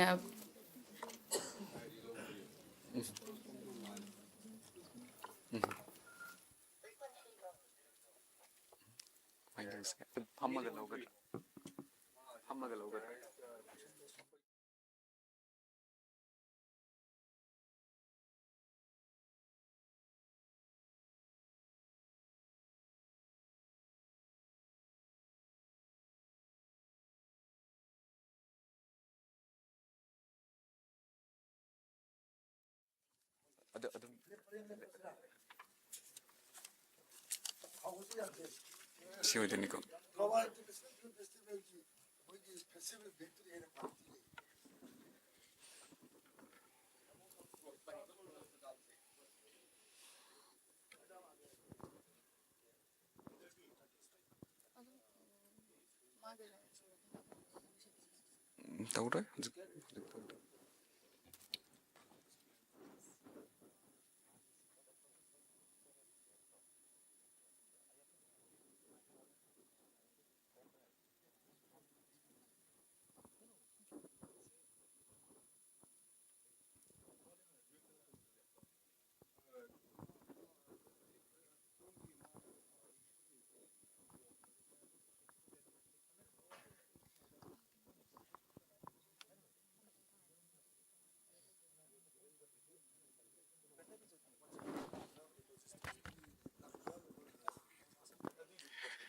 ꯑꯩꯈꯣꯏꯒꯤ ꯊꯧꯔꯝ ꯑꯁꯤ ꯃꯈꯥ ꯆꯠꯊꯖꯔꯛꯄ ꯑꯣꯏꯅ ꯑꯩꯈꯣꯏꯒꯤ ꯃꯊꯪ ꯊꯝꯖꯔꯤꯕ ꯊꯧꯔꯝ ꯑꯁꯤ ꯑꯩꯈꯣꯏꯒꯤ ꯁꯤꯅꯤ ꯇꯣꯛꯅꯤ ꯁꯤꯅꯤ ꯇꯣꯛ ꯑꯁꯤꯕꯨ ꯑꯩꯈꯣꯏꯅ ꯃꯈꯥ ꯆꯠꯊꯖꯅꯕꯒꯤꯗꯃꯛꯇ ꯑꯩꯈꯣꯏꯒꯤ ꯏꯀꯥꯏ ꯈꯨꯝꯅꯕꯗ ꯃꯇꯤꯛ ꯆꯥꯔꯕ ꯑꯩꯈꯣꯏꯒꯤ ꯚꯣꯂꯟꯇꯤꯌꯔꯁ ꯃꯌꯥꯝꯅ ꯁꯤꯅꯤ ꯇꯣꯛ ꯑꯁꯤ ꯄꯥꯡꯊꯣꯛꯆꯅꯕꯒꯤꯗꯃꯛꯇ ꯑꯩꯈꯣꯏꯒꯤ ꯐꯝꯕꯥꯛ ꯊꯛꯁꯦ ꯍꯥꯏꯕ ꯇꯥꯔꯦ ꯑꯝꯇꯪ ꯑꯦꯔꯦꯟꯖ ꯇꯧꯕꯤꯔꯒꯗꯤ ꯌꯥꯝꯅ ꯅꯨꯡꯉꯥꯏꯖꯒꯅꯤ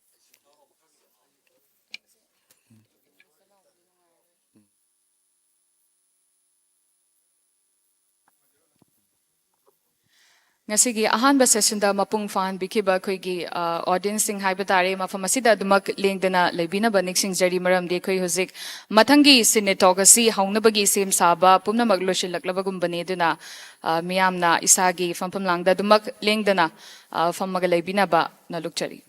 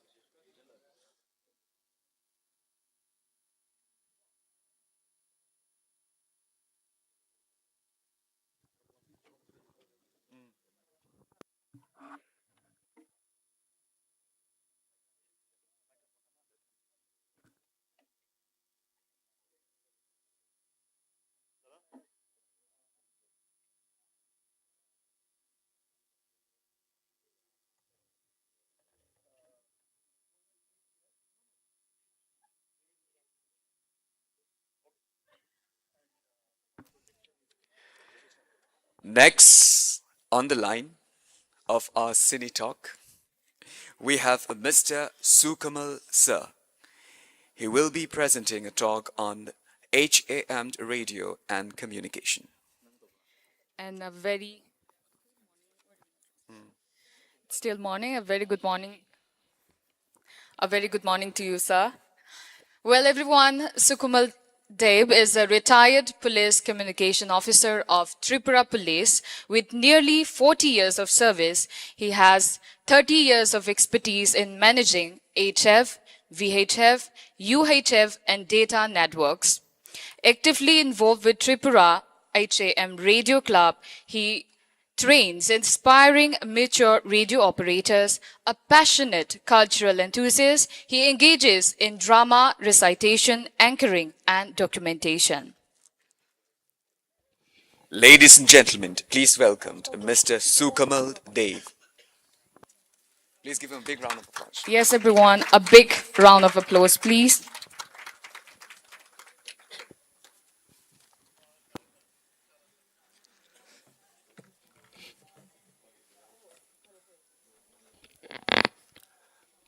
Good morning. How are you? While I am in dais, I do require interaction. So, how are you? We are fine, huh? So, have you heard about this ham radio? Is there anyone who knows ham radio? You know the amateur radio? Have you heard anything about that? Ham radio or amateur radio? Radio? Radio, no? So, the basic difference is radio is one-way communication. Somebody is transmitting, Doordarshan or All India Radio Imphal is transmitting, And we are having the radio in our room, we are tuning it and listening. But we cannot send anything, is it not? So, this is one-way radio. Now, what is ham radio or amateur radio? It is a full form of, if you require, you can write, no? Ham, H-A-M. H stands for hertz. Have you heard the name hertz earlier? Who he was? Hertz? He was a scientist. He was a scientist who invented the frequency. Frequency looks like that, no? There are frequency amplitudes are there. Is there any students of physics? Physics? No, okay. Hertz, A for Armstrong and M for Marconi. The three person dedicated their life for the communication. In other words, ham radio is already always called as an amateur radio. So amateur means hobby. No?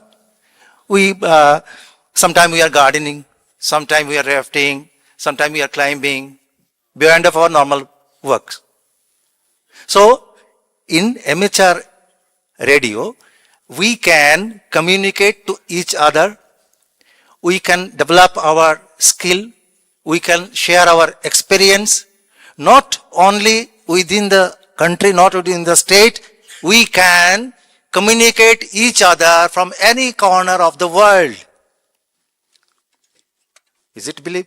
Can you believe it that we can transmit any message from here to Australia without any SIM, without any mobile?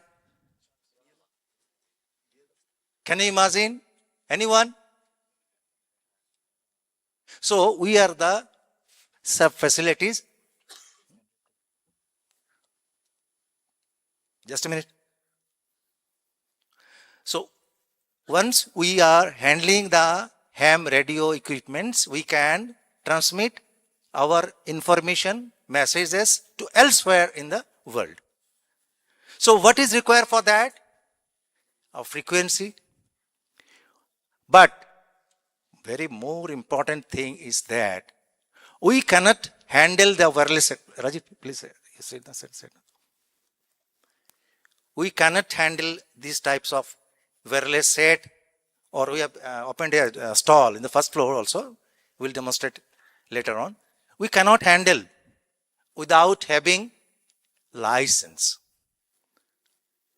And very important thing, you should take it very hardly, what I'm telling, that is ham radio operator is a very important volunteer, heartfelt.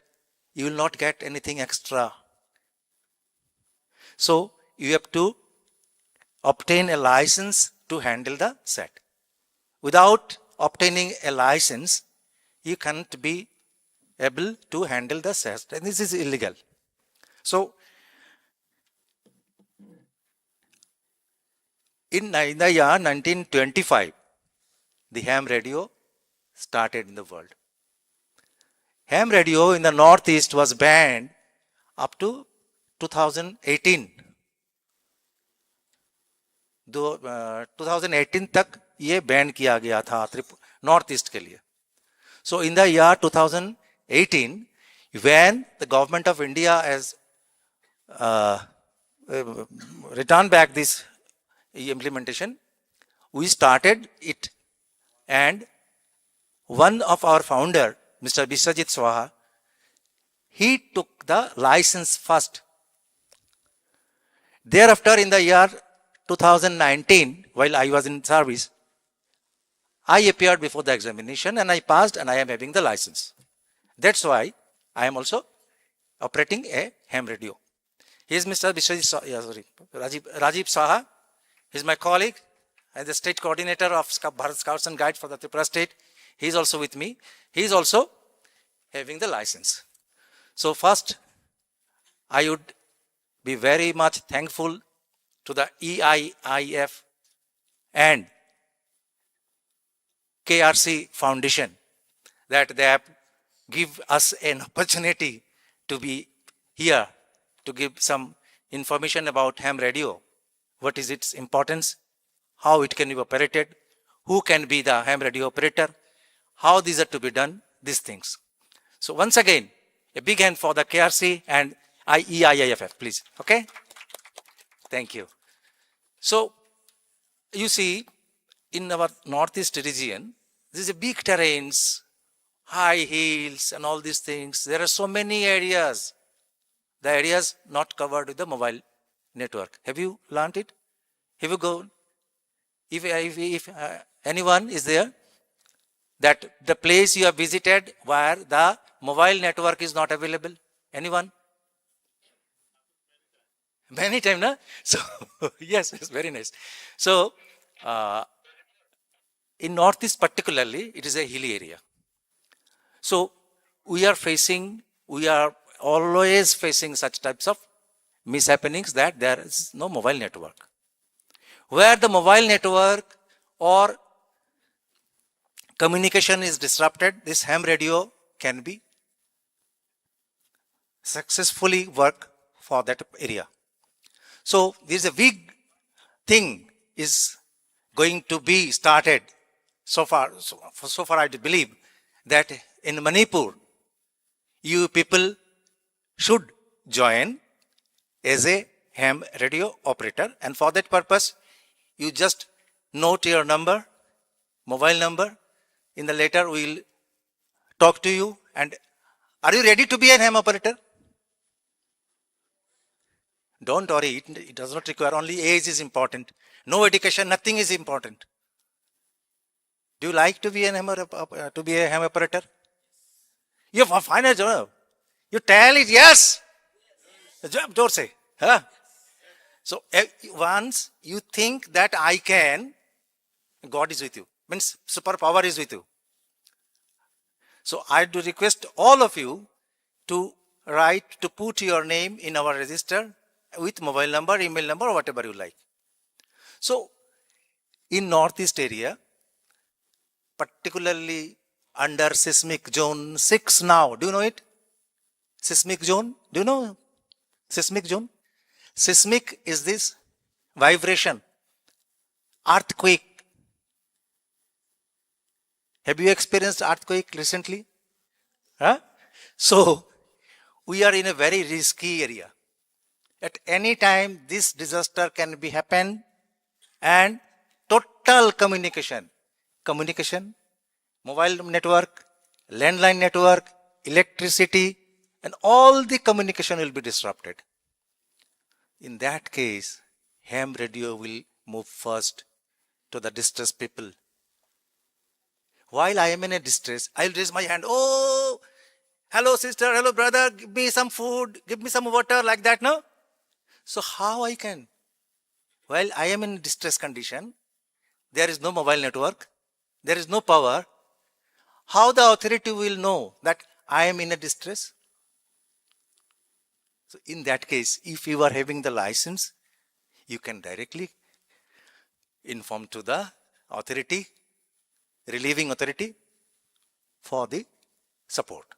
All the supports. So it is our main motto to serve for the nation, to serve for the mankind as a volunteer. First of all, I am repeating again that in exchange of that, you are not in a position, you will not be able to get any paisa, not a single paisa you will get. Just volunteer means volunteer. Volunteer means volunteer. What is required? Very simply I am telling. From the year aged about 12 years to upwards, anyone can apply for this ham radio license. First of all, you need application. It is through online. 100 rupees. Saral Sanchar. Online. If there is 20 person are ready to be a ham operator, the Department of Telecommunication, WPC wing, they will arrange an examination center after passing the exam, you require to give more 1,000 rupees for license. This license is valid for next 20 years. So, we are working about 2019, 20, 21, 23, 24, almost 5 years. In Tripura, there are 343 ham radio operators. Do you believe? And all the volunteers I have, and with my colleagues, has trained in 8 districts. Now, ham radio is operating 24/7 in the Tripura. One station is at State Secretariat, rest 8 district headquarters, thereafter SDM's office, Subdivisional Magistrate's office, and we are trying to send it to the block level and thereafter Panchayat level. So when Gaon Panchayat is affected, ham radio of that area can communicate to the Subdivisional Magistrate. Subdivisional Magistrate can send it to directly to the state authority. So I do hope, and I would request through the media friends here, so these things are to be brought in the mind of government. So, as because the wireless set is very costly. You have to spend at least lakhs, 2 lakhs rupees. You can procure. You can personally procure it. There is a way it will be given. So, one thing I am repeating, mindfully think that I want to be a ham radio operator. We are here. There will be 100 questions, MCQ type. You have to score only 40. What the face I am saying, we should get 60 out of 100, we will answer. It is simple. What is this? What is this? 1, 2, 3, 4. You have to mark like that. For that purpose, there will be online classes and there will be offline classes. When all the process is completed, examination center will be declared, you have to appear. So this is the main thing.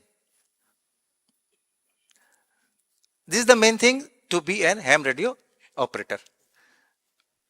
So, everybody of you are in college so far, no? Colleges. Is there any of engineering side? Anyone from engineering side? Okay, no matter. So, you see, in the radio, what is happening? What I'm speaking, this is called audio frequency. Just I'm touching the lines, exactly. I'm not going to in depth. So, my frequency is audio frequency. But this audio frequency cannot move a long distance.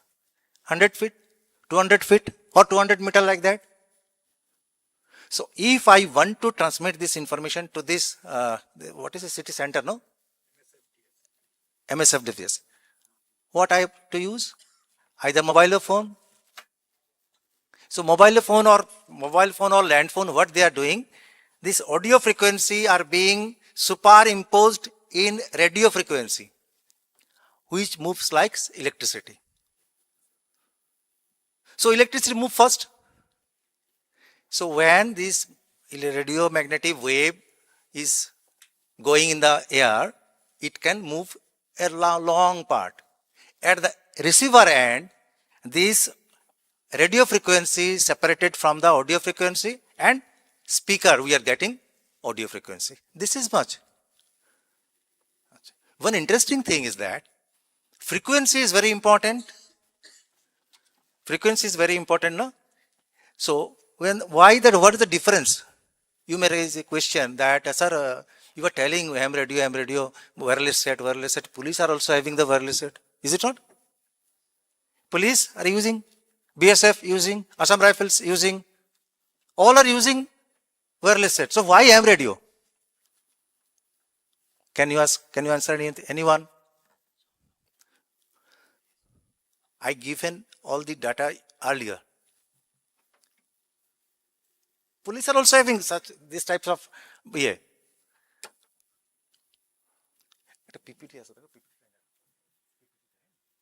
So, can you answer anyone? Police, BSF, ITBP, Assam Rifles, Army have this limitation. You are using mobile phone, na? How many paisa you are spending for a month? 200 rupees, 500 rupees, 800 rupees per month? Why you are paying? So call this network company, provider, they are giving paisa to the government of India, which is called as spectrum fee. Spectrum, ये सुने होंगे ना? So, police, BSF, Assam Rifles, they are using frequency. They are using frequency, and for that purpose, they have to pay spectrum free. They are paying. Lakhs of money they are paying to the government of India. But astonishingly, ham radio do not require to pay any paisa to anyone of the world. What the frequency we are using, we are not paying. This is free to all. You are using wireless set, radio set. We are using datas. You can see using internet. We are having our own satellite. Ham radio are having their own satellites, which name is Oscar. OSCAR. So, once you procure a ham radio set, once you are purchasing a ham radio set, you need not to pay any paisa to anyone. Is it clear? So, अच्छा अभी करता है वो ले लेते हैं, ये ले लेते हैं.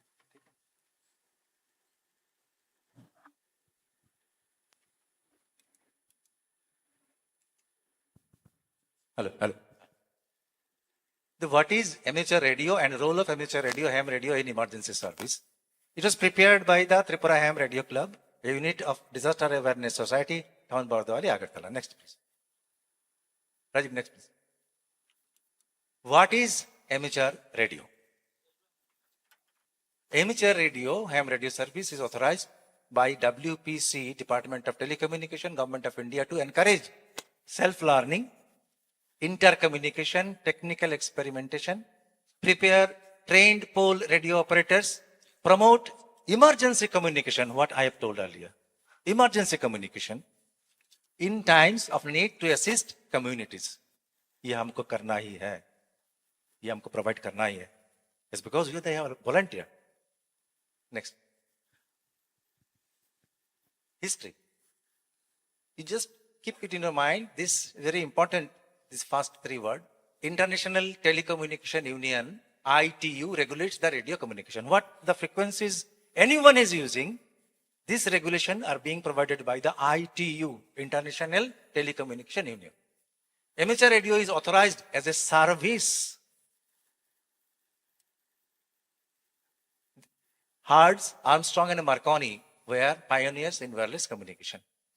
In Indian region, amateur radio operators since 1920s, population of hams, 35,000 approximately. Ham radio authorized in Northeast region restarted in the year 2016. But it was partly. Thereafter in the year 2018, it was completely for the Northeast region, 8 states. NIR, National Institute of Amateur Radio, and APRO, Amateur Radio Club, started in the year 2005. NIR, Tripura Disaster Awareness Society, starts functioning in 2011. Tripura Ham Radio Club, a unit Disaster Awareness Society, started in 2018. Over 500 ham radio licenses within 4 years in the region. Can you believe it? So, public service communications conducted during multiple occasions, including COVID-19 relief. Yes. Why? Yes, because we are the rescuer. We are the first line supporting. In the COVID period, no one can go outside of his house, particularly those who was elderly people. They need this medication. We in Tripura, what we did, we make a conversation with the Tripura Chemist and Druggist Association. They supported their hands, and directly we procure the medicines for the patients, those who asked us, those who make a communication with us, and we, the volunteers, having the medical packet, go to their homes. Sanitizer, we prepare, in a bulk, we purchase bulk quantity of sanitizer. Thereafter, repotting it, then serve to the people. Next, please. What is amateurs? What amateurs do? Learn and practice art of radio communications and exchange cultural, technical, scientific information, experimental, latest developments in wireless communication. All these things are here. Hams use satellite. You see, hams use satellite, exchange pictures, send emails without internet. Can you believe? Without internet, you can. Emails, how? No? So we are having the facilities also in ham radio. Electronic circuit, alag baat hai. They handle messages for all kinds of emergencies, including cyclones, earthquakes, floods, railroads, and air accidents, etc. Next, please. So benefit of amateur radio is social action, skill development, and technology development. Next. Amateur radio is a friendly, scientific, fun-loving, high-tech activity and is popularly known as ham radio. What is important, that is self-learning, experimentation, and intercommunication. Seamless. Once I am repeating, seamless. Amateur radio operators are licensed by the Wireless Planning and Coordination Ministry, wing of Ministry of Communication, Government of Tripura, and enjoy a far more privilege of radio operation. Next. Amateur radio in emergency communications. Whenever normal communication fails during tsunami, flood, cyclones, landslide, earthquakes, hams are ready to use their radios to provide emergency communication to serve community. And all these things can be done. Next, please. Challenges, reliable, effective, last. All these things are there.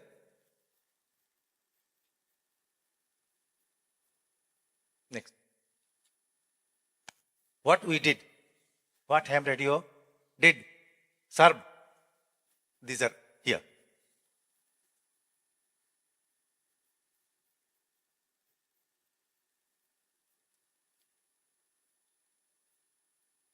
You can take a picture also, no? If you require this, you can take all these things. Okay, next please. Here's Mr. Saha. He got the license first in Tripura. Mr. Saha. Next. Some paper cut. This is the sanitizer. You see, this is the sanitizer. This is a medication. What I told earlier, no? This is. You see all these things. Okay, next. Next. Understanding importance of amateur radio communication in emergency response. Define role of amateur radio communication during an activation. Prepare a communication plan. Identify suitable communication modes. Training and practice communicate using communications devices, standard operating procedures. SOP. This is very important. That's why you require to prepare yourself for the examination. Next, please. Plan ahead. These are the plan. We are focusing on that.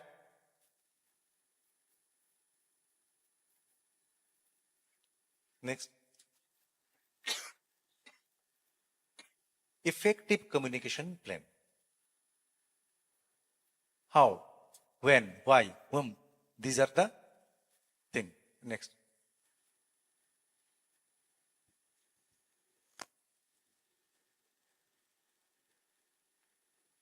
City 1, this is the tower, antenna, City 2.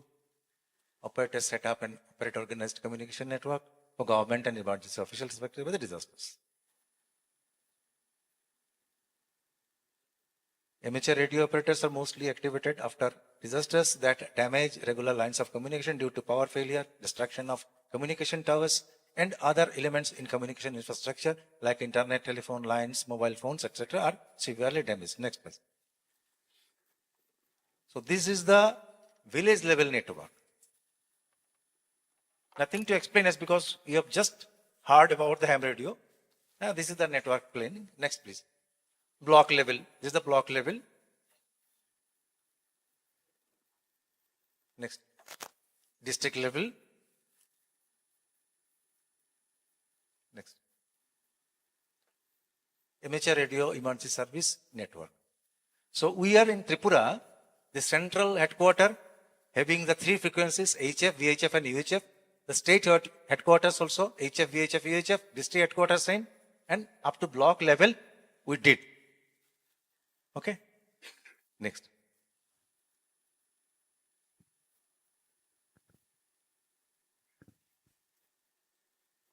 Ranges in excess of 100 miles with repeaters. You learn all these things. Just for information. Not only 100 miles, actually, we can transmit a 2,000, 3,000 kilometers also. Okay, next. Is it reliability, amateur radio limiters? You see, limitations are there.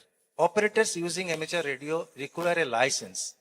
No business, commercial or official use. Operators have to voluntarily support an event. What I told earlier, voluntary service. This is a voluntary service. Need proper understanding of radio devices. Work within the established protocols of global amateur radio communications. Next. Operators' rules and functions. Net operator, how to prioritize the traffic. Okay, next. Making a call. All these things will be given in the training period. Okay, next. Standard operating procedures. What are the procedures? All these things. So, this is summary. Amateur radio communications are a key component of emergency response. Everything, anything, as and when the disaster is there, everything is emergency, and ham radio operator will move first as a first line support. Plans define how to utilize amateur radio communication, rescue prey, during and post-emergency response. Each communication mode has advantages and limitations. Achieve effective communication by training, SOPs and regular practice. Next. These are the objectives.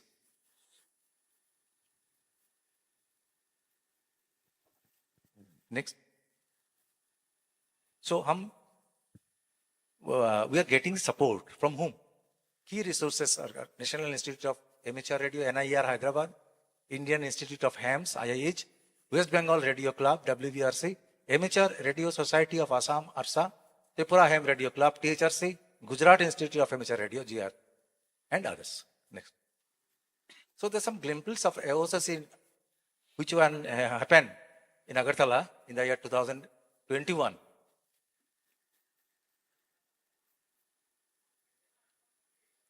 You see how many people are there? You have seen, no? How many people are there? Next.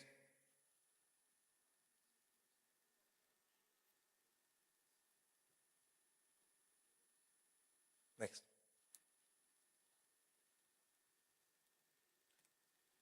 Next. Media reports.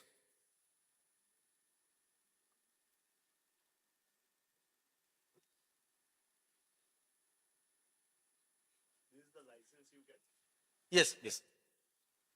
This is a sample of the license? Yes. This is a sample of license.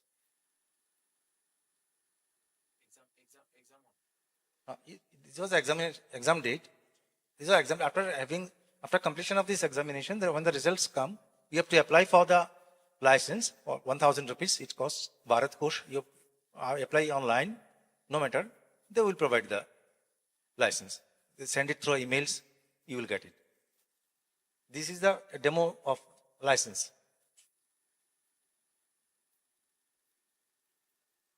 Next. CM is inaugurating a disaster management station in Tripura. Our Professor Dr. Manik Sahaji is there.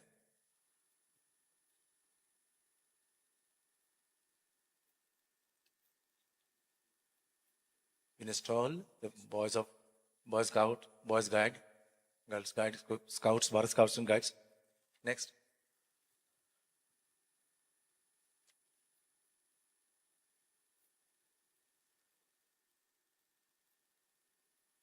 Next. Service is a tradition. Excellence will expire. Journey continues. So we will be explaining more information to you. First of all, you have to raise your hand that we are ready. Is it not? Yeah. Are you ready? Loud. Are you ready? Again, are you ready? Are you ready? Thank you. So I do hope that everybody of you will show another video clip for 5 to 7 minutes. It is in Bangla. We are also having a Hindi. So what we produced in Tripura, it is in Bangla. Yes, because there is a Bengali versions. People are there in a large. So we will give a 2 presentation. Are you ready to see? Enjoy? Huh? Okay. Okay. Giving over to Bishadip Gupta ji of KRC Foundation. Hi, good afternoon to all of you. I think you enjoyed this presentation today. My name is Bishadip Gupta. I'm a journalist. I'm here for last 10 years in Manipur, but I have not learned the language. So I'll speak in English only. So I run an organization called KRC Foundation. And recently I did a program in Silchar, Barak Festival, where we launched the Silchar Hem Club in collaboration with, through the support of Tripura Hem Club, Hem Radio Club. And this is a voluntary work, and this is basically needed for people to be passionate enough to connect with the rest of the world. Why we felt this is important for our region is because our youths are getting addicted to social media and digital media, and lots of time is going. So this ham radio, the passion for ham radio, we believe can also take our youths to the right direction and connect with people. Secondly, we are, as Sukumalda has explained, that we are in a seismic zone. In Imphal, we got flood after 32 years, right? And in Silchar in 2022, the disaster management, district disaster management also collaborated with us. And they told that we were not able to send communication to the last mile. Many of the places, they were not able to send. And that is where HAM comes. So we have set up a stall in the first floor, and you can come see the presentation for yourself, how HAM works and understand. And any one of you who is interested to know further, we will have Zoom meetings. We will be providing free of cost training, no cost for the training, online training. And then offline training, if we have more people joining this movement, and we'll be talking to the state governments also. Tripura Ham Radio Club will help us to set up an examination center. As of now, for Silchar also, the nearest examination center is Agartala. So we have to go to Agartala and give the exams. But we are trying to set up examination center in Silchar as well as in future in Manipur, in Imphal also. So, ladies and gentlemen, let us give a very big thank you to Sukumal Dev and Rajiv Shah, who has come all the way from Agartala. I am thankful, Sukumal, for visiting a beautiful state of ours called Manipur. And I hope you will enjoy this film festival in coming days. Thank you. Thank you so much. We have a small film to show. Thank you so much, respected sir, Mr. Sukumal Das. If there is any question that you would like to raise regarding the ham radio, and please, you're welcome to ask the questions.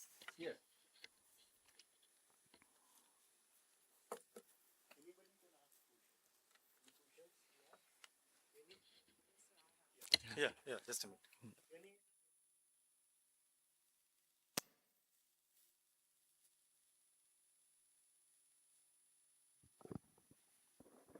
Hello. Yeah, you can ask.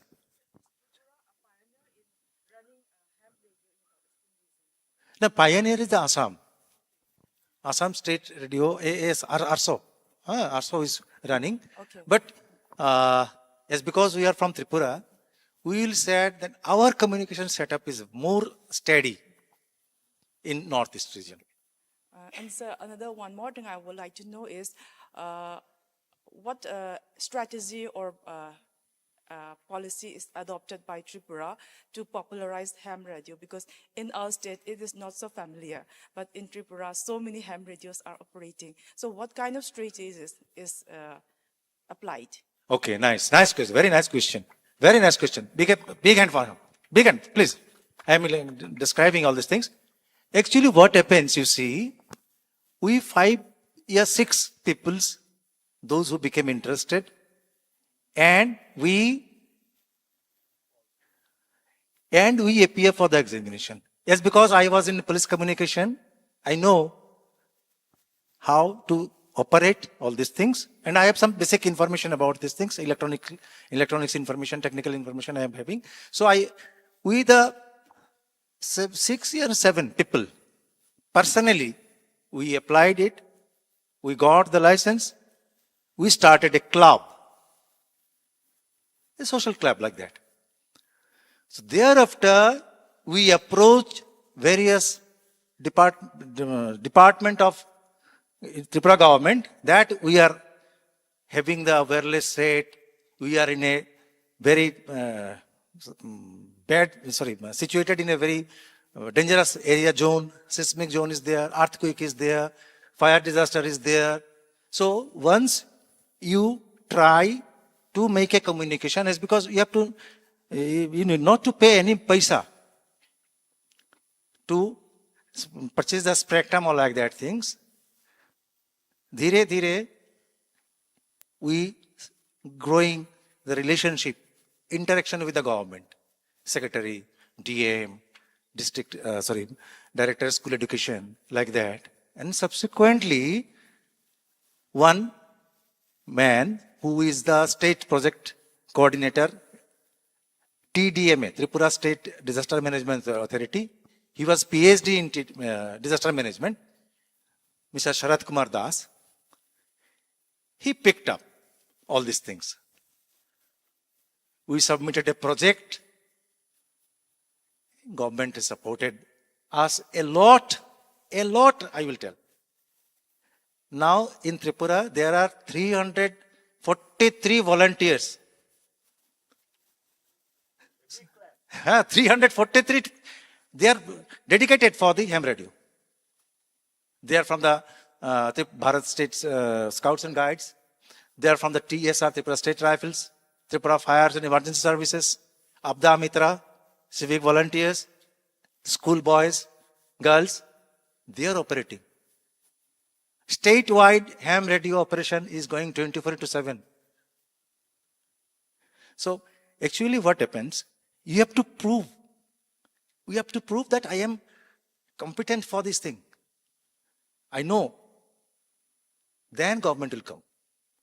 So first initiative to be taken by you. That's why I am telling, it's a matter of 1,100 rupees. 100 rupees for application. After examination, for license, 100 rupees. Not to any person, online. Saral Sanchar portal, you can check it, internet, Saral Sanchar, Bharat Kosh, WPC, Department of Telecommunication, or how to apply for, ऐसा करके आप कर सकते हैं. पूरा मिल जाएगा. So what Mr. Biswadev Gupta has told just now, that If you are ready, training will be there. Online, offline, physical, everything will be done. So first of all, we have to prepare ourselves that I can do, I will serve. That mentality is very important. Rest you just kept all these things aside. You just think that I can. Simple. At the age of 65 years, I am running 65 years, no? So I am going everywhere. In Tripura, I visited all the district subdivisions.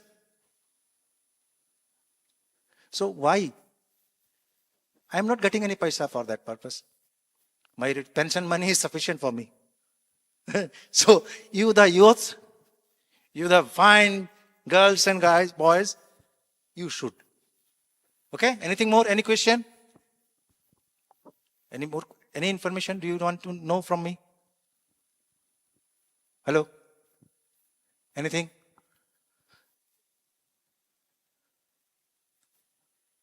Okay? So let's, okay.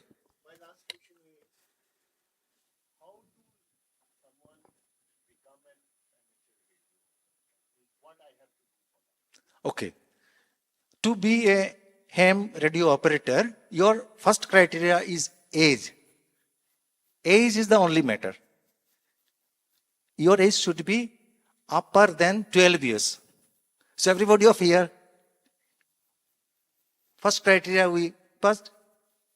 Secondly, you have to create a club like that things. Ham Radio Club, Manipur by Imphal Ham Radio Club, whatever you like, you will do like that things.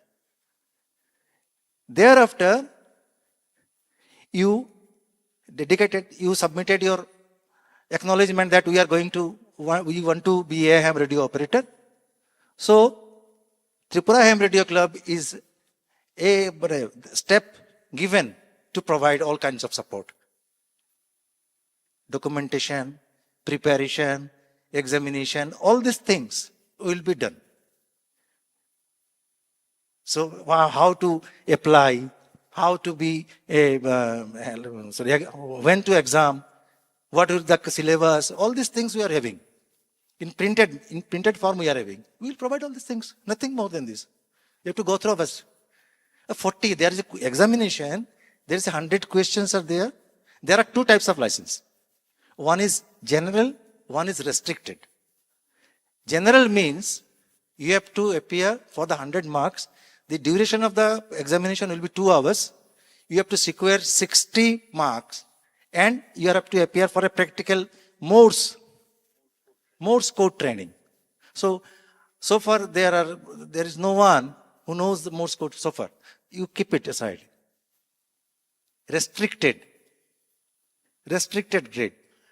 You see the Rajiv Saha is here. He is having the restricted grade. Now he is learning Morse code. He will be reappearing for the general grade. This much. Okay. Anything? Any more question? If there is any other question. Yeah. Sukumar Dev. Yes, sir. No, Sam. Okay. Okay. Thank you. Okay. A big hand for the ham radio. Please make a big hand for ham radio. Okay. Thank you. Let's enjoy a film. Okay. Thank you.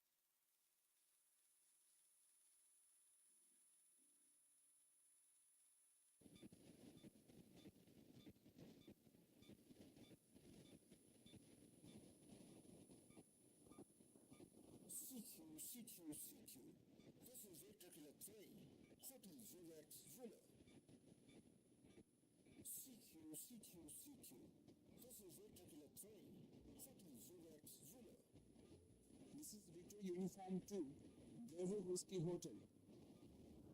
How are you, John? You are coming very strong. 59 plus into Agartala, Northeast India.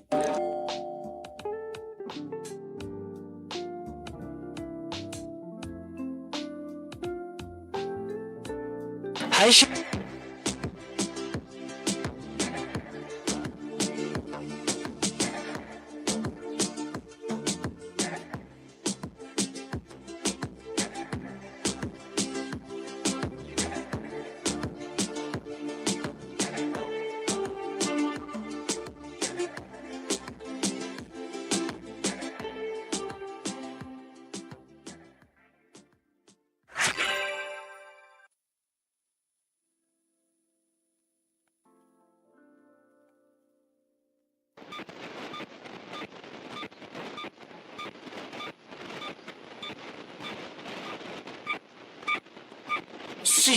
CQ.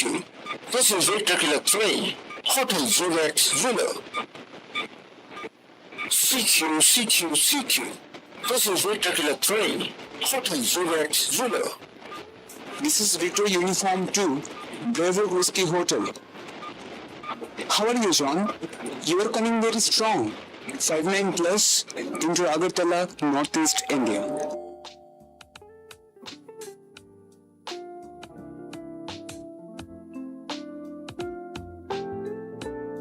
High Sourav, আজকে তো weekend, তুই তোর homework করেছিস? আজকের আবহাওয়াটা কিন্তু খুব ভালো, ঠিক না? দাঁড়া, আমি অস্ট্রেলিয়ার জনের সঙ্গে কথা বলছিলাম। কথাটা আগে সেরিনি, আমি 1 মিনিটের মধ্যে ঘর থেকে বেরোচ্ছি। তোরা কেন ঘরে ঢুকে আমাদের কথা শুনছিস না? আরে আয় এদিকে আয়।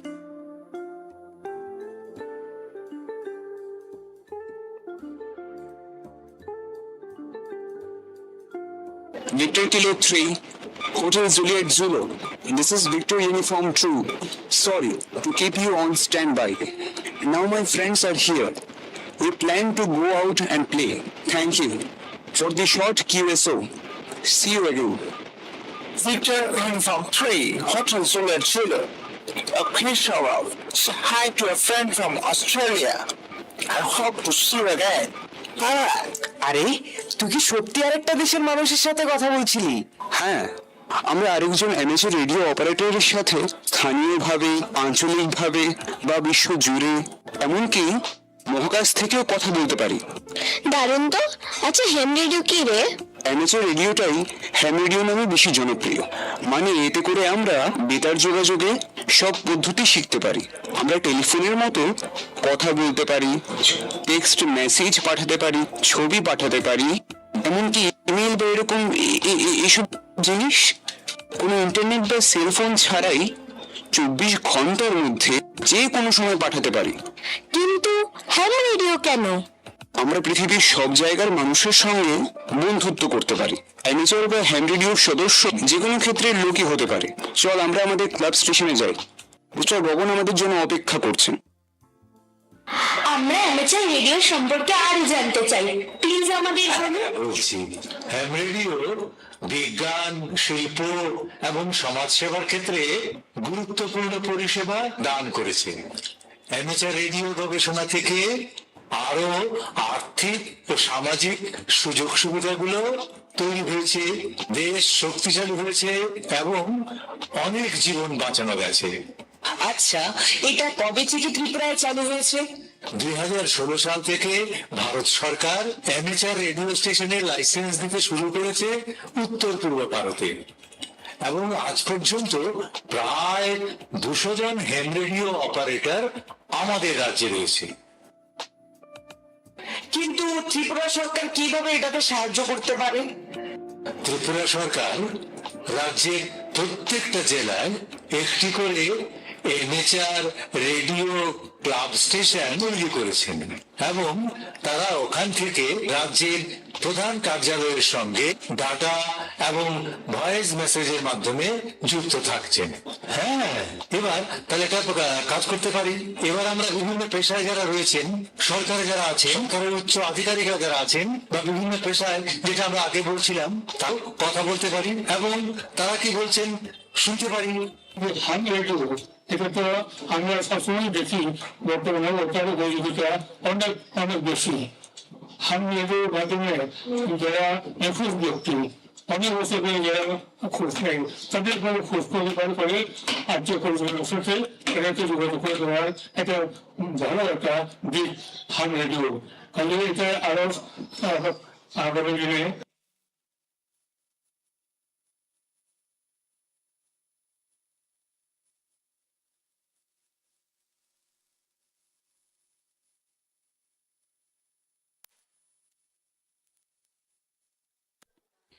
So this is almost a presentation we prepared in Tripura. This is might have been some.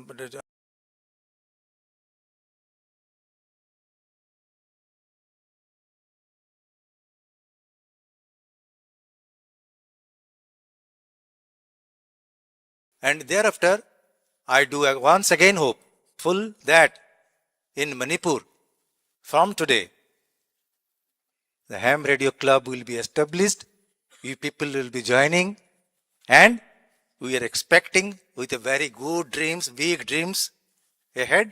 Ladies and gentlemen, please give him a big round of applause for Mr. Sukumal Dev.